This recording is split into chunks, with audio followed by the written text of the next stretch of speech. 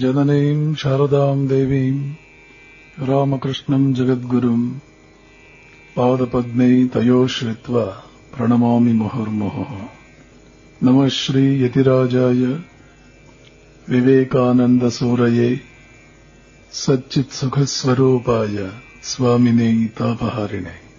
ಮೂಕಂ ಕರೋತಿ ವಾಚಾಲಂ ಪಂಗುಂ ಲಂಘಯತೆ ಗಿರಿಂ ಯತ್ಕೃಪಾತಮಹಂ ವಂದೇ ಪರಮಾನಂದ ಮಾಧವಂ. ಈ ದಿವ್ಯ ಸಮಾರಂಭದಲ್ಲಿ ಆಸೀನರಾಗಿರುವ ನನ್ನ ಪ್ರೀತಿಯ ಸೋದರ ಸನ್ಯಾಸಿಗಳಾದ ಗದಗಿನ ಸ್ವಾಮಿ ಸುಮೇಧಾನಂದಜಿ, ಕೇರಳದ ಕೊಯ್ಲಾಂಡಿ ಪ್ರಾಂತ್ಯದ ರಾಮಕೃಷ್ಣಾಶ್ರಮದ ಸದಸ್ಯರಾದ ಸ್ವಾಮಿ ಬುದ್ಧಿಯೋಗಾನಂದಜಿ, ಸ್ಥಳೀಯ ರಾಮಕೃಷ್ಣ ವಿವೇಕಾನಂದಾಶ್ರಮದ ನಿರ್ವಹಣೆ ಮಾಡುತ್ತಾ ಇರುವ ಸ್ವಾಮಿ ನರೇಶಾನಂದಜಿ, ಕೆಲವೇ ದಿನಗಳ ಹಿಂದೆ ಜಿಲ್ಲಾಧಿಕಾರಿಗಳಾಗಿ ಬಿಜಾಪುರಕ್ಕೆ ಬಂದು ಕೆಲವೇ ದಿನಗಳಲ್ಲಿ ಅತ್ಯಂತ ಉನ್ನತ ಮಟ್ಟದ ರೀತಿಯಲ್ಲಿ ಜನಾನುರಾಗವನ್ನು ಗಳಿಸಿರುವವರು, ಯಾವ ಕುಟುಂಬಕ್ಕೆ ರಾಮಕೃಷ್ಣ ವಿವೇಕಾನಂದರ ಸಂಪರ್ಕ ಮತ್ತು ರಾಮಕೃಷ್ಣ ವಿವೇಕಾನಂದರ ಮಹತ್ವದ ಸಾಕಷ್ಟು ಪರಿಚಯ ಇದೆಯೋ ಅಂಥ ಶ್ರೇಷ್ಠ ಸಾಂಸ್ಕೃತಿಕ ಹಿನ್ನೆಲೆಯಿಂದ ಬಂದಿರತಕ್ಕಂಥ ಮಾನ್ಯರಾದ ಜಿಲ್ಲಾಧಿಕಾರಿಗಳ ಶ್ರೀ ಬಿಜಿ ನಂದಕುಮಾರ್ ಅವರೇ, ಬಿಜಾಪುರ ರಾಮಕೃಷ್ಣಾಶ್ರಮ ಪ್ರಾರಂಭವಾದ ದಿನದಿಂದಲೂ ನಮ್ಮ ಹೆಗಲಿಗೆ ಹೆಗಲು ಕೊಟ್ಟು ಎಲ್ಲ ರೀತಿಯಲ್ಲೂ ಸ್ಪಂದಿಸಿ ನಮಗೆ ಅತ್ಯಂತ ಸಹಾಯಗಳನ್ನು ನೀಡ್ತಾ ಇರತಕ್ಕಂಥ ಶ್ರೀ ಶಿವಕುಮಾರ್ ಗೌಡ ಪಾಟೀಲ್ರವರೇ, ನೆರೆದಿರುವ ಎಲ್ಲ ಪರಮ ಪ್ರೀತಿಯ ಆಧ್ಯಾತ್ಮಿಕ ಬಂಧುಗಳೇ, ನಿನ್ನೆಯವರೆಗಿನ ಉಪನ್ಯಾಸದಲ್ಲಿ ಸುಮಾರು 18-19 ವರ್ಷದ ಗದಾಧರ ಕಾಳಿಯ ಅರ್ಚಕನಾಗಿ ಸೇರಿ ಎಷ್ಟು ತೀವ್ರವಾದ ರೀತಿಯಲ್ಲಿ ತಮ್ಮ ವೃತ್ತಿಯಲ್ಲಿ ತಮ್ಮನ್ನು ತಾವು ತೊಡಗಿಸಿಕೊಂಡ್ರು ಅನ್ನುವುದನ್ನು, ಇದರ ಪ್ರಭಾವದಿಂದ 4 ವರ್ಷಗಳಲ್ಲಿ ಜಗನ್ಮಾತೆ ಕಾಳಿಯ ದಿವ್ಯ ದರ್ಶನವನ್ನು ಪಡೆದರು ಅನ್ನುವ ವಿಷಯವನ್ನು ನಿನ್ನೆಯವರೆಗೆ ನಾವು ನೋಡಿದೆವು. ಇನ್ನು ಮುಂದಿನ 4 ವರ್ಷಗಳ ರಾಮಕೃಷ್ಣರ ಜೀವನದಲ್ಲಿ ನಾವು ನೋಡುವಂತಹದ್ದು ಇನ್ನೊಂದು ರೀತಿಯ ಸಾಧನೆ.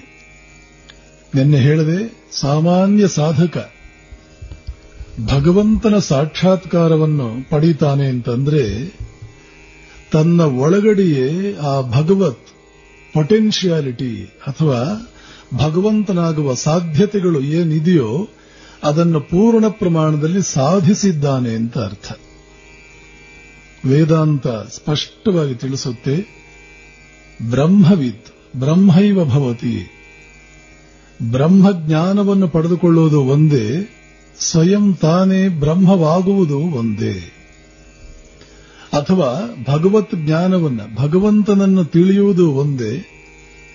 ಎಲ್ಲರಿಗೂ ಅರ್ಥವಾಗುವ ಸಾಮಾನ್ಯ ಭಾಷೆಯಲ್ಲಿ ಹೇಳಬೇಕು ಅಂದರೆ ಭಗವತ್ ಸಾಕ್ಷಾತ್ಕಾರವನ್ನು ಪಡೆದುಕೊಳ್ಳುವುದು ಒಂದೇ, ಸ್ವಯಂ ತಾನೇ ಭಗವಂತನಾಗುವುದೂ ಒಂದೇ. ಸುಮಾರು 3 ದಿನಗಳ ಹಿಂದೆ ಗದಾಧರನ ಉಪನಯನದ ಘಟನೆಯನ್ನು ಕುರಿತು ಹೇಳುವಾಗ ಗಾಯತ್ರಿ ಮಂತ್ರ ಅಂದ್ರೆ ಏನು, ಅದರ ಮಹತ್ವ ಏನು ಅಂತ ತಿಳಿಸಿ ಹೇಳುವ ಕಾಲದಲ್ಲಿ ಒಂದು ವಿಷಯವನ್ನು ಪ್ರಸ್ತಾಪಿಸಿದ್ದೆ. ಪ್ರಕೃತಿ 24 ಶಕ್ತಿಗಳಿಂದ ಆಗಿದೆ, ಚತುರ್ವಿಂಶತಿ ತತ್ವಾನೆ ಅಂತ ಸಾಂಖ್ಯಯೋಗದಲ್ಲಿ ಭಗವಾನ್ ಕಪಿಲ ಇದನ್ನು ತಿಳಿಸ್ತಾನೆ.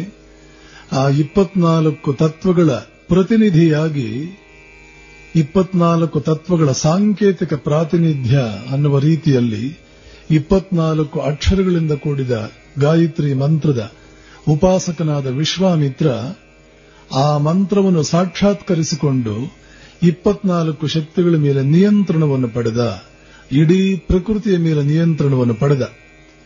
ಯಾವ 24 ಶಕ್ತಿಗಳಿಂದಲೇ ಈ ಜಗತ್ತಾಗಿದೆಯೋ ಆ 24 ಶಕ್ತಿಗಳಿಗೆ ಒಡೆಯನಾದ.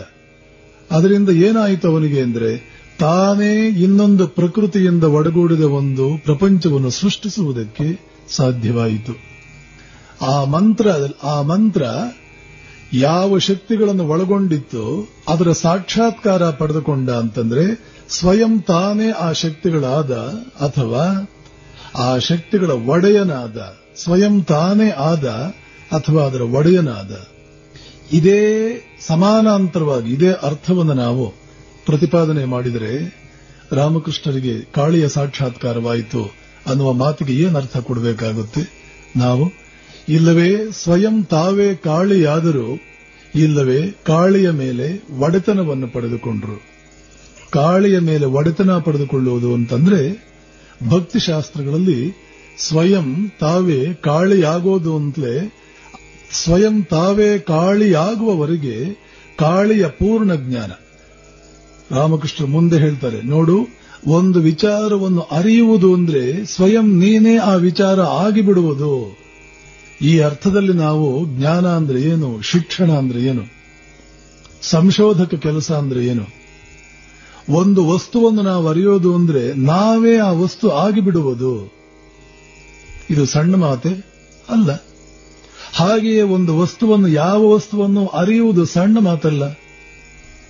ವಿದ್ಯೆ ಅಂದ್ರೆ ಏನು? ವಿದ್ಯಾವಂತನಿಗೆ ವಿದ್ಯೆ ಅಂದ್ರೆ ಯಾವ ಶಕ್ತಿಯನ್ನು ಪಡೆದುಕೊಳ್ಳುವುದರಿಂದ ಮನುಷ್ಯ ಎಲ್ಲೆಲ್ಲೂ ಗೌರವಿಸಲ್ಪಡ್ತಾನೋ, ಒಂದು ರೀತಿಯಲ್ಲಿ ರಾಜನಿಗಿಂತಲೂ ಹೆಚ್ಚು ಗೌರವಕ್ಕೆ ಒಳಗಾಗ್ತಾನೋ ಅವನು ವಿದ್ಯಾವಂತ ಅಂತ ಸಂಸ್ಕೃತ ಸುಭಾಷಿತ ಹೇಳುತ್ತೆ. ಸ್ವದೇಶೇ ಪೂಜ್ಯತೆ ರಾಜ, ವಿದ್ವಾನ್ ಸರ್ವತ್ರ ಪೂಜ್ಯತೆ. ರಾಜನಿಗೆ ಪೂಜ್ಯತೆ ಇರೋದು ತನ್ನ ದೇಶದಲ್ಲಿ, ಆದರೆ ವಿದ್ಯಾವಂತನಿಗೆ ಎಲ್ಲೆಲ್ಲೂ ಪೂಜ್ಯತೆ. ಹೀಗೆ ಒಂದು ವಸ್ತುವಿನ ಬಗ್ಗೆ ಪೂರ್ಣ ಜ್ಞಾನ ಪಡೆದುಕೊಳ್ಳುವುದು, ವಿದ್ಯಾವಂತನಾಗುವುದು ಅಂದ್ರೆ ಬಹುಶಃ ರಾಜತ್ವವನ್ನು ಸಾಧಿಸುವುದಕ್ಕಿಂತಲೂ ದೊಡ್ಡ ಕೆಲಸ. ಸ್ವಲ್ಪ ಹೆಚ್ಚು ಕಡಿಮೆ ಹೀಗೆಯೇ ಬರುತ್ತೆ ವಿಶ್ವಾಮಿತ್ರನ ಒಂದು ಅನುಭವ ಕೂಡ. ವಿಶ್ವಾಮಿತ್ರನ ಜೀವನ ಕಥೆಯನ್ನು ನಾವು ನೋಡಿದರೆ, ಒಂದು ದೇಶದ ರಾಜ ಆಗಿದ್ದ, ತನ್ನ ಕತ್ತಿಗೆ ಯಾರೂ ಅಡ್ಡಿ ಇಲ್ಲ, ತನ್ನ ದೃಷ್ಟಿಗೆ ಯಾರೂ ಅಡ್ಡಿ ಇಲ್ಲ, ತನಗೆ ಯಾರೂ ವಿರೋಧವಲ್ಲ ಅನ್ನೋಷ್ಟು ಮಟ್ಟಿಗೆ ಪೂರ್ಣ ಪ್ರಮಾಣದ ರಾಜನಾಗಿದ್ದಂತಹ ವಿಶ್ವಾಮಿತ್ರ ಕೇವಲ 2 ತುಂಡು ಬಟ್ಟೆಯನ್ನು ಉಟ್ಕೊಂಡಿರ್ತಕ್ಕಂತಹ ವಶಿಷ್ಠನ ಮುಂದೆ ಹೀನಾಯವಾಗಿ ಸೋತು, ಇವನು ಬಿಟ್ಟ ಪ್ರತಿಯೊಂದು ಬಾಣವನ್ನು ಕೂಡ ವಶಿಷ್ಠನ ಒಂದು ಹುಲ್ಲುಕಡ್ಡಿ ತಾನೇ ನುಂಗಿ ನಿಸ್ತ್ರಾಣವನ್ನಾಗಿ ಮಾಡಿ, ನಿತ್ರಾಣವನ್ನಾಗಿಸಿ ಆ ಬಾಣವನ್ನ, ಈ ಮಕ್ಕಳು ಪಟಾಕಿ ಹೊಡೆಯುವಾಗ ಅದು ಟುಸ್ ಅಂತ ಹೋಗ್ಬಿಡುತ್ತೆ, ಅದಕ್ಕೇನು ಶಕ್ತಿನೇ ಇರೋದಿಲ್ಲ. ಹಾಗೆ ವಿಶ್ವಾಮಿತ್ರನ ಪ್ರತಿಯೊಂದು ಅಸ್ತ್ರವೂ ನಿಶ್ಶಕ್ತಿಯನ್ನು ಪಡೆದುಕೊಂಡಾಗ, ವಶಿಷ್ಠನ ಸಣ್ಣ ಹುಲ್ಲು ಕಡ್ಡಿ ಅವುಗಳನ್ನೆಲ್ಲ ನುಂಗಿದಾಗ, ಆವಾಗ ರಾಜತ್ವ ಋಷಿತ್ವದ ಮುಂದೆ ತನ್ನ ಸೋಲನ್ನು ಪಡೆದುಕೊಳ್ಳುತ್ತೆ. ಅಥವಾ ರಾಜತ್ವ ನಿಜವಾದ ಅರ್ಥದಲ್ಲಿ ವಿದ್ಯೆಯನ್ನು ಪಡೆದುಕೊಂಡವನು, ಆತ್ಮಜ್ಞಾನವನ್ನು ಪಡೆದುಕೊಂಡವನು, ಅವನ ಮುಂದೆ ತನ್ನ ಸೋಲನ್ನು ಅನುಭವಿಸಿ, ಸ್ವದೇಶದಲ್ಲಿ ರಾಜ ಎಲ್ಲೆಲ್ಲೂ ವಿದ್ಯಾವಂತ ಅಂತ ಯಾವ ಜಾಣ್ಮೆ, ಒಂದು ವಿಸ್ಡಮ್, ಇಂಡಿಯನ್ ವಿಸ್ಡಮ್ ನಮಗೆ ಒಂದು ಕಣ್ಣು ತೆರೆಸುವ ರೀತಿಯಲ್ಲಿ ವಿದ್ಯೆಯ ಮಹತ್ವವೇನು ಅನ್ನುವಂತಹದ್ದನ್ನು ಹೇಳ್ತಾ ಇದೆಯೋ, ಆ ಮಾತಿಗೆ ಪುಷ್ಟೀಕರಣ ಈ ವಿಶ್ವಾಮಿತ್ರನ ಜೀವನದಲ್ಲಿ ಬಂದು, ಕೊನೆಗೆ ವಿಶ್ವಾಮಿತ್ರ ಒಂದು ಅಭಿಪ್ರಾಯಕ್ಕೆ ಬರ್ತಾನೆ, ಧಿಕ್ ಕ್ಷತ್ರಿಯ ಬಲಂ ಬ್ರಹ್ಮತೇಜೋ ಬಲಂ ಬಲಂ. ಅದರ ಅರ್ಥ, ಒಂದು ಬಲ, ಹಲವು ರೀತಿಯ ಬಲಗಳಿದೆ ಜಗತ್ತಿನಲ್ಲಿ, ಆದರೆ ಋಷಿತ್ವ ಅಂತ ಒಂದು ಬಲ ಇದೆ, ಇದರ ಮುಂದೆ ಬಹುಶಃ ಬೇರೆ ರೀತಿಯ ಬಲಗಳು ಸ್ವಲ್ಪ ಒಂದು ರೀತಿಯಲ್ಲಿ ಎರಡನೇದು ಅನ್ನುವ ಒಂದು ಅರ್ಥ ಅವನಿಗೆ ಆಗಿ, ತನ್ನ ರಾಜತ್ವವನ್ನು ಬದಿಗಿಟ್ಟು ನಾನು ಕೂಡ ವಶಿಷ್ಠನಂತೆ ಬ್ರಹ್ಮರ್ಷಿಯಾಗಬೇಕು ಅಂತ ಹೇಳಿ ಗಾಯತ್ರಿಯ ಉಪಾಸನೆಯನ್ನು ಮಾಡಿ ತನ್ನ ಮೂಲಕ ಬ್ರಹ್ಮರ್ಷಿ ಪದವಿಗೆ ಏರುವುದನ್ನು ನಾವು ನೋಡಿದಾಗ, ಬಹುಶಃ ರಾಮಕೃಷ್ಣರ ಈ ಉಪದೇಶ, ಒಂದು ವಸ್ತುವನ್ನು ತಿಳಿಯುವುದು ಅಂತಂದ್ರೆ ಸ್ವಯಂ ಆ ವಸ್ತುವೇ ಆಗುವುದು ಎನ್ನುವ ಮಾತು, ಅಥವಾ ವೇದಾಂತದ ಬ್ರಹ್ಮನನ್ನು ಸಾಕ್ಷಾತ್ಕಾರ ಮಾಡಿಕೊಳ್ಳುವುದು ಅಂದ್ರೆ ಸ್ವಯಂ ನಾವೇ ಬ್ರಹ್ಮನಾಗುವುದು, ಭಗವತ್ ಸಾಕ್ಷಾತ್ಕಾರ ಮಾಡಿಕೊಳ್ಳುವುದು ಅಂದ್ರೆ ಸ್ವಯಂ ನಾವೇ ಭಗವತ್ ಆಗುವುದು ಅನ್ನುವ ಮಾತಿಗೆ ನಾವೇನು ಸಂದೇಹ ಇಟ್ಕೊಳ್ಬೇಕಾದ ಪ್ರಮೇಯ ಓದಿ ಬರುವುದಿಲ್ಲ. ಹೀಗೆ ಮಹಾತ್ಮರ ಜೀವನಗಳು ನಮಗೆ ಏನೇನನ್ನೋ ತಿಳಿಸ್ತಾ ಇದೆ. ಕಳೆದ 7 ದಿನಗಳಿಂದ ಬಹುಶಃ ನೀವು ಕೇಳಿರುವ ಮಾತುಗಳಲ್ಲಿ ನನಗನ್ಸಿದ ಮಟ್ಟಿಗೆ ಈ ಮಹಾತ್ಮರ ಮಾತುಗಳಿಂದ ನಾವು ತಿಳಿಯಬೇಕಾದ ಒಂದು ವಿಚಾರ, ಮನುಷ್ಯನ ಶಕ್ತಿಗಳು ಎಷ್ಟು ಅಪಾರ, ಸ್ವಯಂ ತಾನೇ ಪ್ರಕೃತಿಯ ಪ್ರಭುವಾಗುವ. ಇದನ್ನೇ ಸ್ವಾಮಿ ವಿವೇಕಾನಂದರು ಇವತ್ತೆಷ್ಟೋ ಜನ ಯುವಕರು ರಾಮಕೃಷ್ಣರ ಜೀವನವನ್ನ ಓದುವಾಗ ಈ ದೃಷ್ಟಿಕೋನದಿಂದ, ಇದೇ ದೃಷ್ಟಿಕೋನದಿಂದ ನೋಡಬೇಕು. ವಿವೇಕಾನಂದರು ಏನು ಹೇಳ್ತಾರೆ, ಮನುಷ್ಯ ಜನ್ಮದ ಒಂದು ಸಾರ್ಥಕತೆ, ಎಷ್ಟೆಲ್ಲ ಸಾಧ್ಯತೆಗಳು ಮನುಷ್ಯನಿಗಿದೆ ಅನ್ನೋದನ್ನ ಬಹುಶಃ ಮೊದಲನೇ ದಿನ ಹೇಳಿದ್ದೆ. ಬಹಳಷ್ಟು ಜನ ಹೊಸಬರು, ಅದರಲ್ಲೂ ಬಹಳಷ್ಟು ಜನ ಯುವಕರು ಹೊಸಬರು. ಮತ್ತೊಮ್ಮೆ ಕೇಳಿದ್ರೆ ಏನು ತಪ್ಪಿಲ್ಲ. ಸ್ವಾಮೀಜಿ ಹೇಳ್ತಾರೆ, ವಿವೇಕಾನಂದ ಹೇಳ್ತಾರೆ, no sciences, no scriptures, no books can even imagine the glory of self that appears as man. The one god that can ever be, the one god that ever existed. ಯಾವ ವಿಜ್ಞಾನಕ್ಕೂ, ಯಾವ ಕವಿಗೂ, ಯಾವ ಧರ್ಮಗ್ರಂಥಕ್ಕೂ ಮನುಷ್ಯನ ಒಳಗಡೆ ಸುಪ್ತವಾಗಿರತಕ್ಕಂಥ ಶಕ್ತಿಗಳ ಪರಿಚಯ ಮಾಡಿಕೊಳ್ಳುವ ಸಾಮರ್ಥ್ಯವೇ ಇಲ್ಲ. ಯಾವ ವಿಜ್ಞಾನವೂ ಹೇಳಲಾರದು ಎಷ್ಟೆಲ್ಲ ಶಕ್ತಿಗಳಿದೆ ಮನುಷ್ಯನ ಒಳಗಡೆ ಅಂತ. ವಿಜ್ಞಾನದ ಶಕ್ತಿಗೆ ಮೀರಿದ್ದು ಅದು, ಗ್ರಂಥಗಳ ಶಕ್ತಿಗೆ ಮೀರಿದ್ದು ಅದು, ಊಹೆಗೆ ಮೀರಿದ್ದು ಅದು. ಯಾವುದು? ಮನುಷ್ಯನ ಒಳಗಡೆ ಎಷ್ಟು ಶಕ್ತಿಗಳಿದೆ ಅನ್ನುವಂತಹ ವಿಚಾರ. ಅಷ್ಟು ಶಕ್ತಿಗಳಿಂದ ಕೂಡಿದವನೇ ಮನುಷ್ಯ. ಆದ್ದರಿಂದಲೇ ಮಾನವ ಜನ್ಮ ಪರಮ ಸೌಭಾಗ್ಯ, ದೊಡ್ಡ ಸೌಭಾಗ್ಯ ಮಾನವ ಜನ್ಮ. ಇದೇ ಮಾತನ್ನ ಪುಷ್ಟೀಕರಿಸುವಂತೆ ಆಧುನಿಕ ವಿಜ್ಞಾನದ ಪ್ರಮುಖರಲ್ಲೊಬ್ಬರಾದ ಆಲ್ಬರ್ಟ್ ಐನ್ಸ್ಟೀನ್ ಹೇಳ್ತಾರೆ, ನನ್ನ ಶಕ್ತಿಯ 4 ಆಣೆ ಉಪಯೋಗಿಸಿಕೊಂಡೆ ಅಂತ ಕಾಣುತ್ತೆ. 2 ನೊಬೆಲ್ ಪ್ರೈಸ್ ಪಡ್ಕೊಂಡ ವ್ಯಕ್ತಿ ತನ್ನ ಶಕ್ತಿಯ 4 ಆಣೆಯನ್ನು ಉಪಯೋಗಿಸಿಕೊಂಡಿರಬಹುದು ಅಂತ ಹೇಳಿರಬೇಕಾದ್ರೆ ವಿವೇಕಾನಂದರ ಮಾತು ಬಿಟ್ಟು ಬಿಡೋಣ. ಪಾಶ್ಚಾತ್ಯ ವ್ಯಕ್ತಿ, ನಮ್ಮ ಸಂಸ್ಕೃತಿಯ ಪರಿಚಯವಿಲ್ಲದ ವ್ಯಕ್ತಿ, ಅವನ ಮಾತನ್ನೇ ತಗೊಂಡ್ರೆ ಮನುಷ್ಯ ತನ್ನ ಎಲ್ಲ ಶಕ್ತಿಗಳನ್ನು ಉಪಯೋಗಿಸಿಕೊಂಡ್ರೆ 8 ನೊಬೆಲ್ ಪ್ರಶಸ್ತಿಗಳಾದ್ರೂ ಬೇಕಲ್ಲ. ಇದರ ಹಿನ್ನೆಲೆಯಲ್ಲಿ ನಮ್ಮ ಬಗ್ಗೆ ನಮಗೆ ನನ್ನ ಜೀವನ ಎಷ್ಟು ವ್ಯರ್ಥವಾಗ್ತಿದೆ, ಇನ್ನೆಷ್ಟೆಲ್ಲ ಸಾಧಿಸಬಹುದಾಗಿದೆ. ಕೊನೆ ಪಕ್ಷ ಇವತ್ತಿನಿಂದ ಹೊಸ ಜೀವನ ಪ್ರಾರಂಭ ಮಾಡ್ತೇನೆ, ನಾಳೆಯಿಂದ ಹೊಸ ಜೀವನ ಪ್ರಾರಂಭ ಮಾಡ್ತೇನೆ ಅಂತ ಹೇಳಿ ಮನುಷ್ಯ ಪ್ರತಿನಿತ್ಯವೂ ಹೊಸದಾಗಿ ಹುಟ್ಟುವುದಕ್ಕೆ ಒಂದು ಅವಕಾಶ ಕಲ್ಪಿಸಿಕೊಡುತ್ತೆ ಮಹಾತ್ಮರ ಜೀವನದ ವರ್ಣನೆ. ಹೀಗೆ ಪ್ರತಿ ದಿನವೂ ಮತ್ತೆ ಮತ್ತೆ ಹುಟ್ಟುತ್ತಾ ಇರಬೇಕು, 2ನೇ ಜನ್ಮ ಪಡ್ಕೊಳ್ಬೇಕು ಅಂತ ಭಾರತೀಯ ಸಂಸ್ಕೃತಿ ನಮಗೆ ದ್ವಿಜತ್ವ ಅನ್ನುವ ಒಂದು ಜವಾಬ್ದಾರಿಯನ್ನು ಕೊಟ್ಟಿದೆ. ಓ ಮನುಷ್ಯನೇ, ತಂದೆ ತಾಯಂದ್ರ ಹೊಟ್ಟೆಯಲ್ಲಿ ನೀನು ಹುಟ್ಟು ನಿನ್ನ ಕೈನಲ್ಲಿರಲಿಲ್ಲ. ಆದ್ದರಿಂದ ಅಯ್ಯೋ ಇಂಥ ತಂದೆ ತಾಯಂದ್ರ ಹೊಟ್ಟೆಯಲ್ಲಿ ನಾನು ಹುಟ್ಟುಬಿಟ್ನಲ್ಲ, ಇನ್ಯಾವುದೋ ತಂದೆ ತಾಯಂದ್ರ ಹೊಟ್ಟೆಯಲ್ಲಿ ನಾನು ಹುಟ್ಟಬೇಕಾಗಿತ್ತಲ್ಲ ಅಂತ ನೀನು ಪಶ್ಚಾತ್ತಾಪ ಪಡುವ ಅವಶ್ಯಕತೆ ಇಲ್ಲ. ಭಾರತೀಯ ಸಂಸ್ಕೃತಿಯಲ್ಲಿ ಪ್ರತಿ ಮನುಷ್ಯನಿಗೂ 2ನೇ ಸಲ ಹುಟ್ಟುವುದಕ್ಕೆ ಅವಕಾಶವಿದೆ. ಆದ್ದರಿಂದ ಅದನ್ನೇ ದ್ವಿಜತ್ವಂ ಅಂತ ಕರೀತಾರೆ. ಹೇಗೆ 2ನೇ ಸಲ ಹುಟ್ಟೋದು? ಹೊಸ ರೀತಿಯ ಪ್ರಭಾವಗಳಿಗೆ ನಿನ್ನನ್ನೇ ನೀನು ಒಡ್ಡುಕೋ, ಯಾವುದೋ ಅದ್ಭುತ ವ್ಯಕ್ತಿಯ ಪ್ರಭಾವಕ್ಕೆ ಸಿಕ್ಕು, ಅದ್ಭುತವಾದ ತತ್ವದ ಪ್ರಚಾರಕ್ಕೆ ನಿನ್ನನ್ನ ಓಪನ್ ಅಪ್ ಮಾಡಿಕೋ, ತೆರೆದುಕೋ, ನಿನ್ನನ್ನ ಒಳಗಡೆಯಿಂದ ಸ್ಫೂರ್ತಿಯ ಪ್ರವಾಹ ಧುಮ್ಮಿಕ್ಕುವಂತೆ ಮಾಡು, ಒಳಗಡೆಯಿಂದ ಅತೃಪ್ತಿಯ ದಾವಾನಲ ನಿನ್ನನ್ನು ತಿನ್ನುವಂತೆ ಮಾಡು. ಮಹತ್ತರವಾದ್ದನ್ನು ಸಾಧಿಸುವವರೆಗೂ ನಾನು ಸುಮ್ಮನೆ ಕೂತ್ಕೊಳ್ಳೋದಿಲ್ಲ ಅಂತ ಇವತ್ತೇ ಒಂದು ಶಪಥ ಮಾಡು. ಹೀಗೆ ಆಗಿ ನಿನ್ನ ಎಲ್ಲ ಇತಿಮಿತಿಗಳಿಂದ ಪಾರಾಗಿ ಇತಿಹಾಸವನ್ನು ಸೃಷ್ಟಿಸುವ ಒಬ್ಬ ವ್ಯಕ್ತಿಯಾಗಿ ಪುನರ್ನಿರ್ಮಾಣಗೊಳ್ಳು. ಈ ರೀತಿಯ ಪ್ರಭಾವಗಳನ್ನೇ ನಾವು ಸಂಸ್ಕಾರಗಳು ಅಂತ ಕರೆಯೋದು.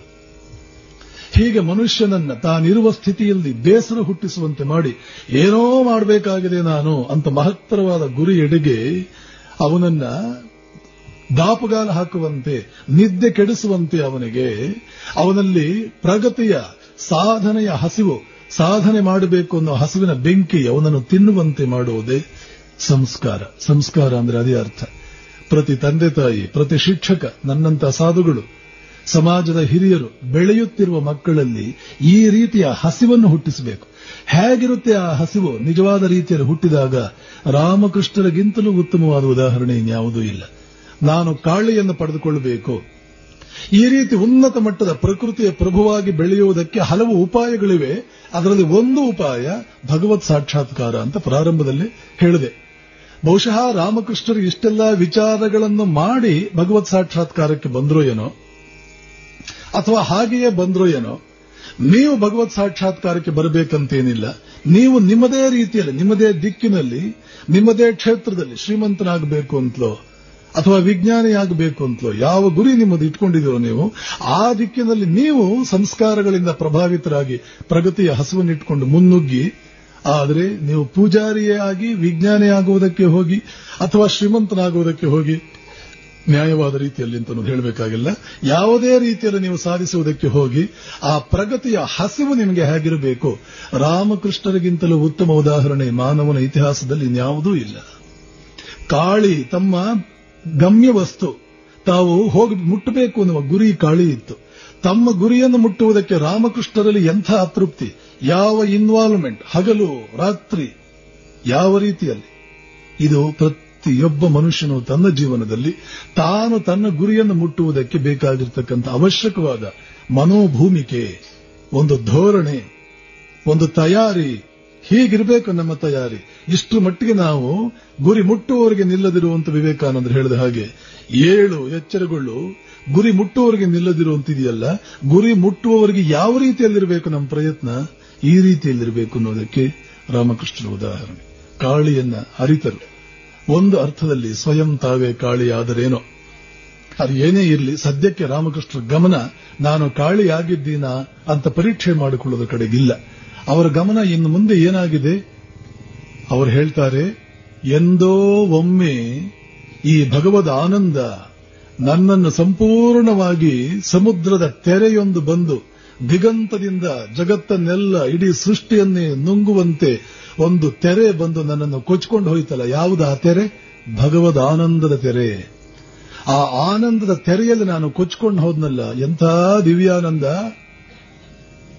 ಎಂಥ ದಿವ್ಯಾನಂದ. ಆ ದಿವ್ಯಾನಂದ ಇಲ್ಲಿವರೆಗೆ ನನ್ನಲ್ಲಿ ಮಲಗಿತ್ತು. ತೈತ್ರೇಯ ಉಪನಿಷತ್ತು ಸ್ಪಷ್ಟವಾಗಿ ಹೇಳುತ್ತೆ, ಓ ಮನುಷ್ಯನೇ, ನಿನ್ನ ಮೂಲ ಆನಂದ, ನೀನು ಹುಟ್ಟಿ ಬಂದಿದ್ದು ಆನಂದದಿಂದ, ನೀನು ಇರುವುದು ಆನಂದದಲ್ಲೇ, ಮುಂದೆ ನೀನು ಹೋಗುವುದು ಆನಂದಕ್ಕೆ. ಹೀಗಿದ್ರೂ ನಿನಗೆ ದುಃಖವೇಕೆ? ಕಾರಣ ಇಷ್ಟೇ, ನಿನ್ನದು ದುಃಖಕ್ಕೆ ಕಾರಣ ನಿನಗೆ ಜೀವನದ ರೀತಿ ಗೊತ್ತಿಲ್ಲ, ಜೀವನದ ಪದ್ಧತಿ ಗೊತ್ತಿಲ್ಲ.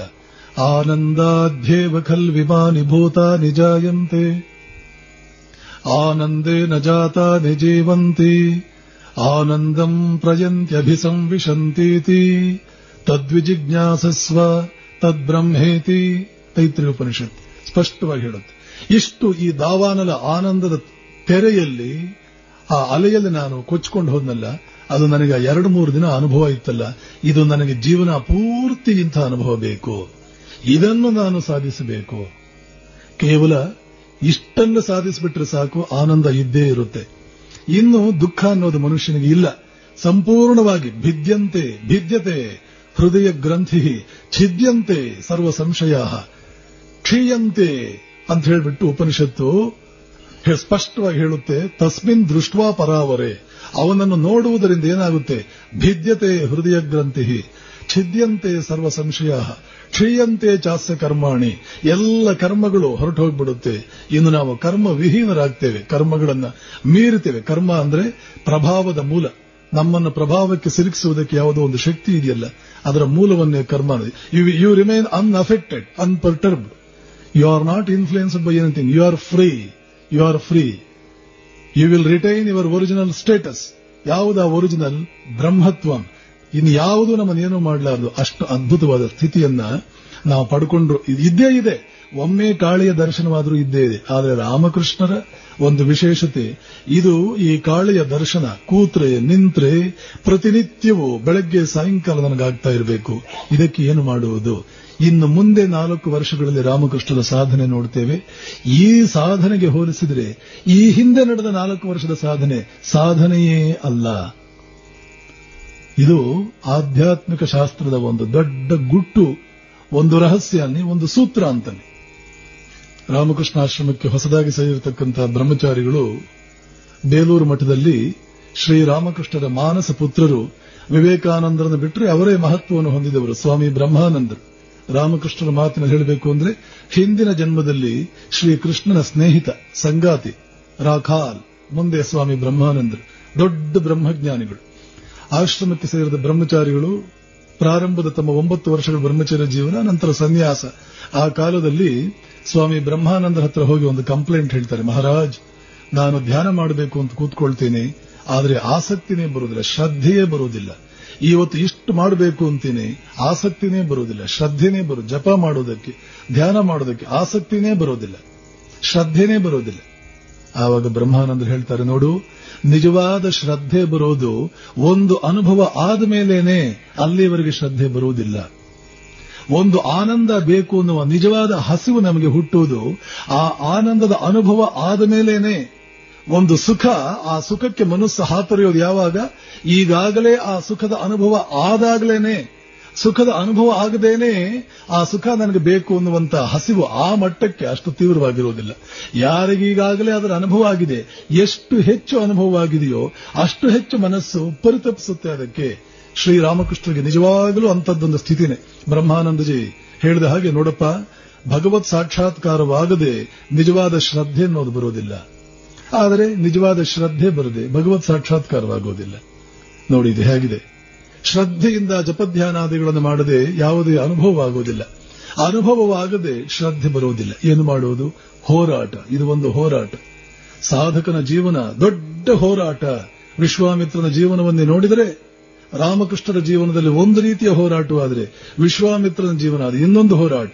ಡಿ ವಿ ಗುಂಡಪ್ಪನವರು ತಮ್ಮ ಮಂಕುತಿಮ್ಮನ ಕಗ್ಗದಲ್ಲಿ ಹೇಳ್ತಾರೆ, ವಿಶ್ವಾಮಿತ್ರನ ಜೀವನದ ಹೋರಾಟ ಕಂಡು ಹೇಳ್ತಾರೆ, ಏಸು ಸಲ ತಪಗೈದು, ಏಸು ಸಲ ತಪವಂಗೈದು, ಏಸು ಬನ್ನವನಂತೂ ಕೌಶಿಕನ್ ಬ್ರಹ್ಮರ್ಷಿ ಪದಕ ಅರ್ಹನಾದನ್.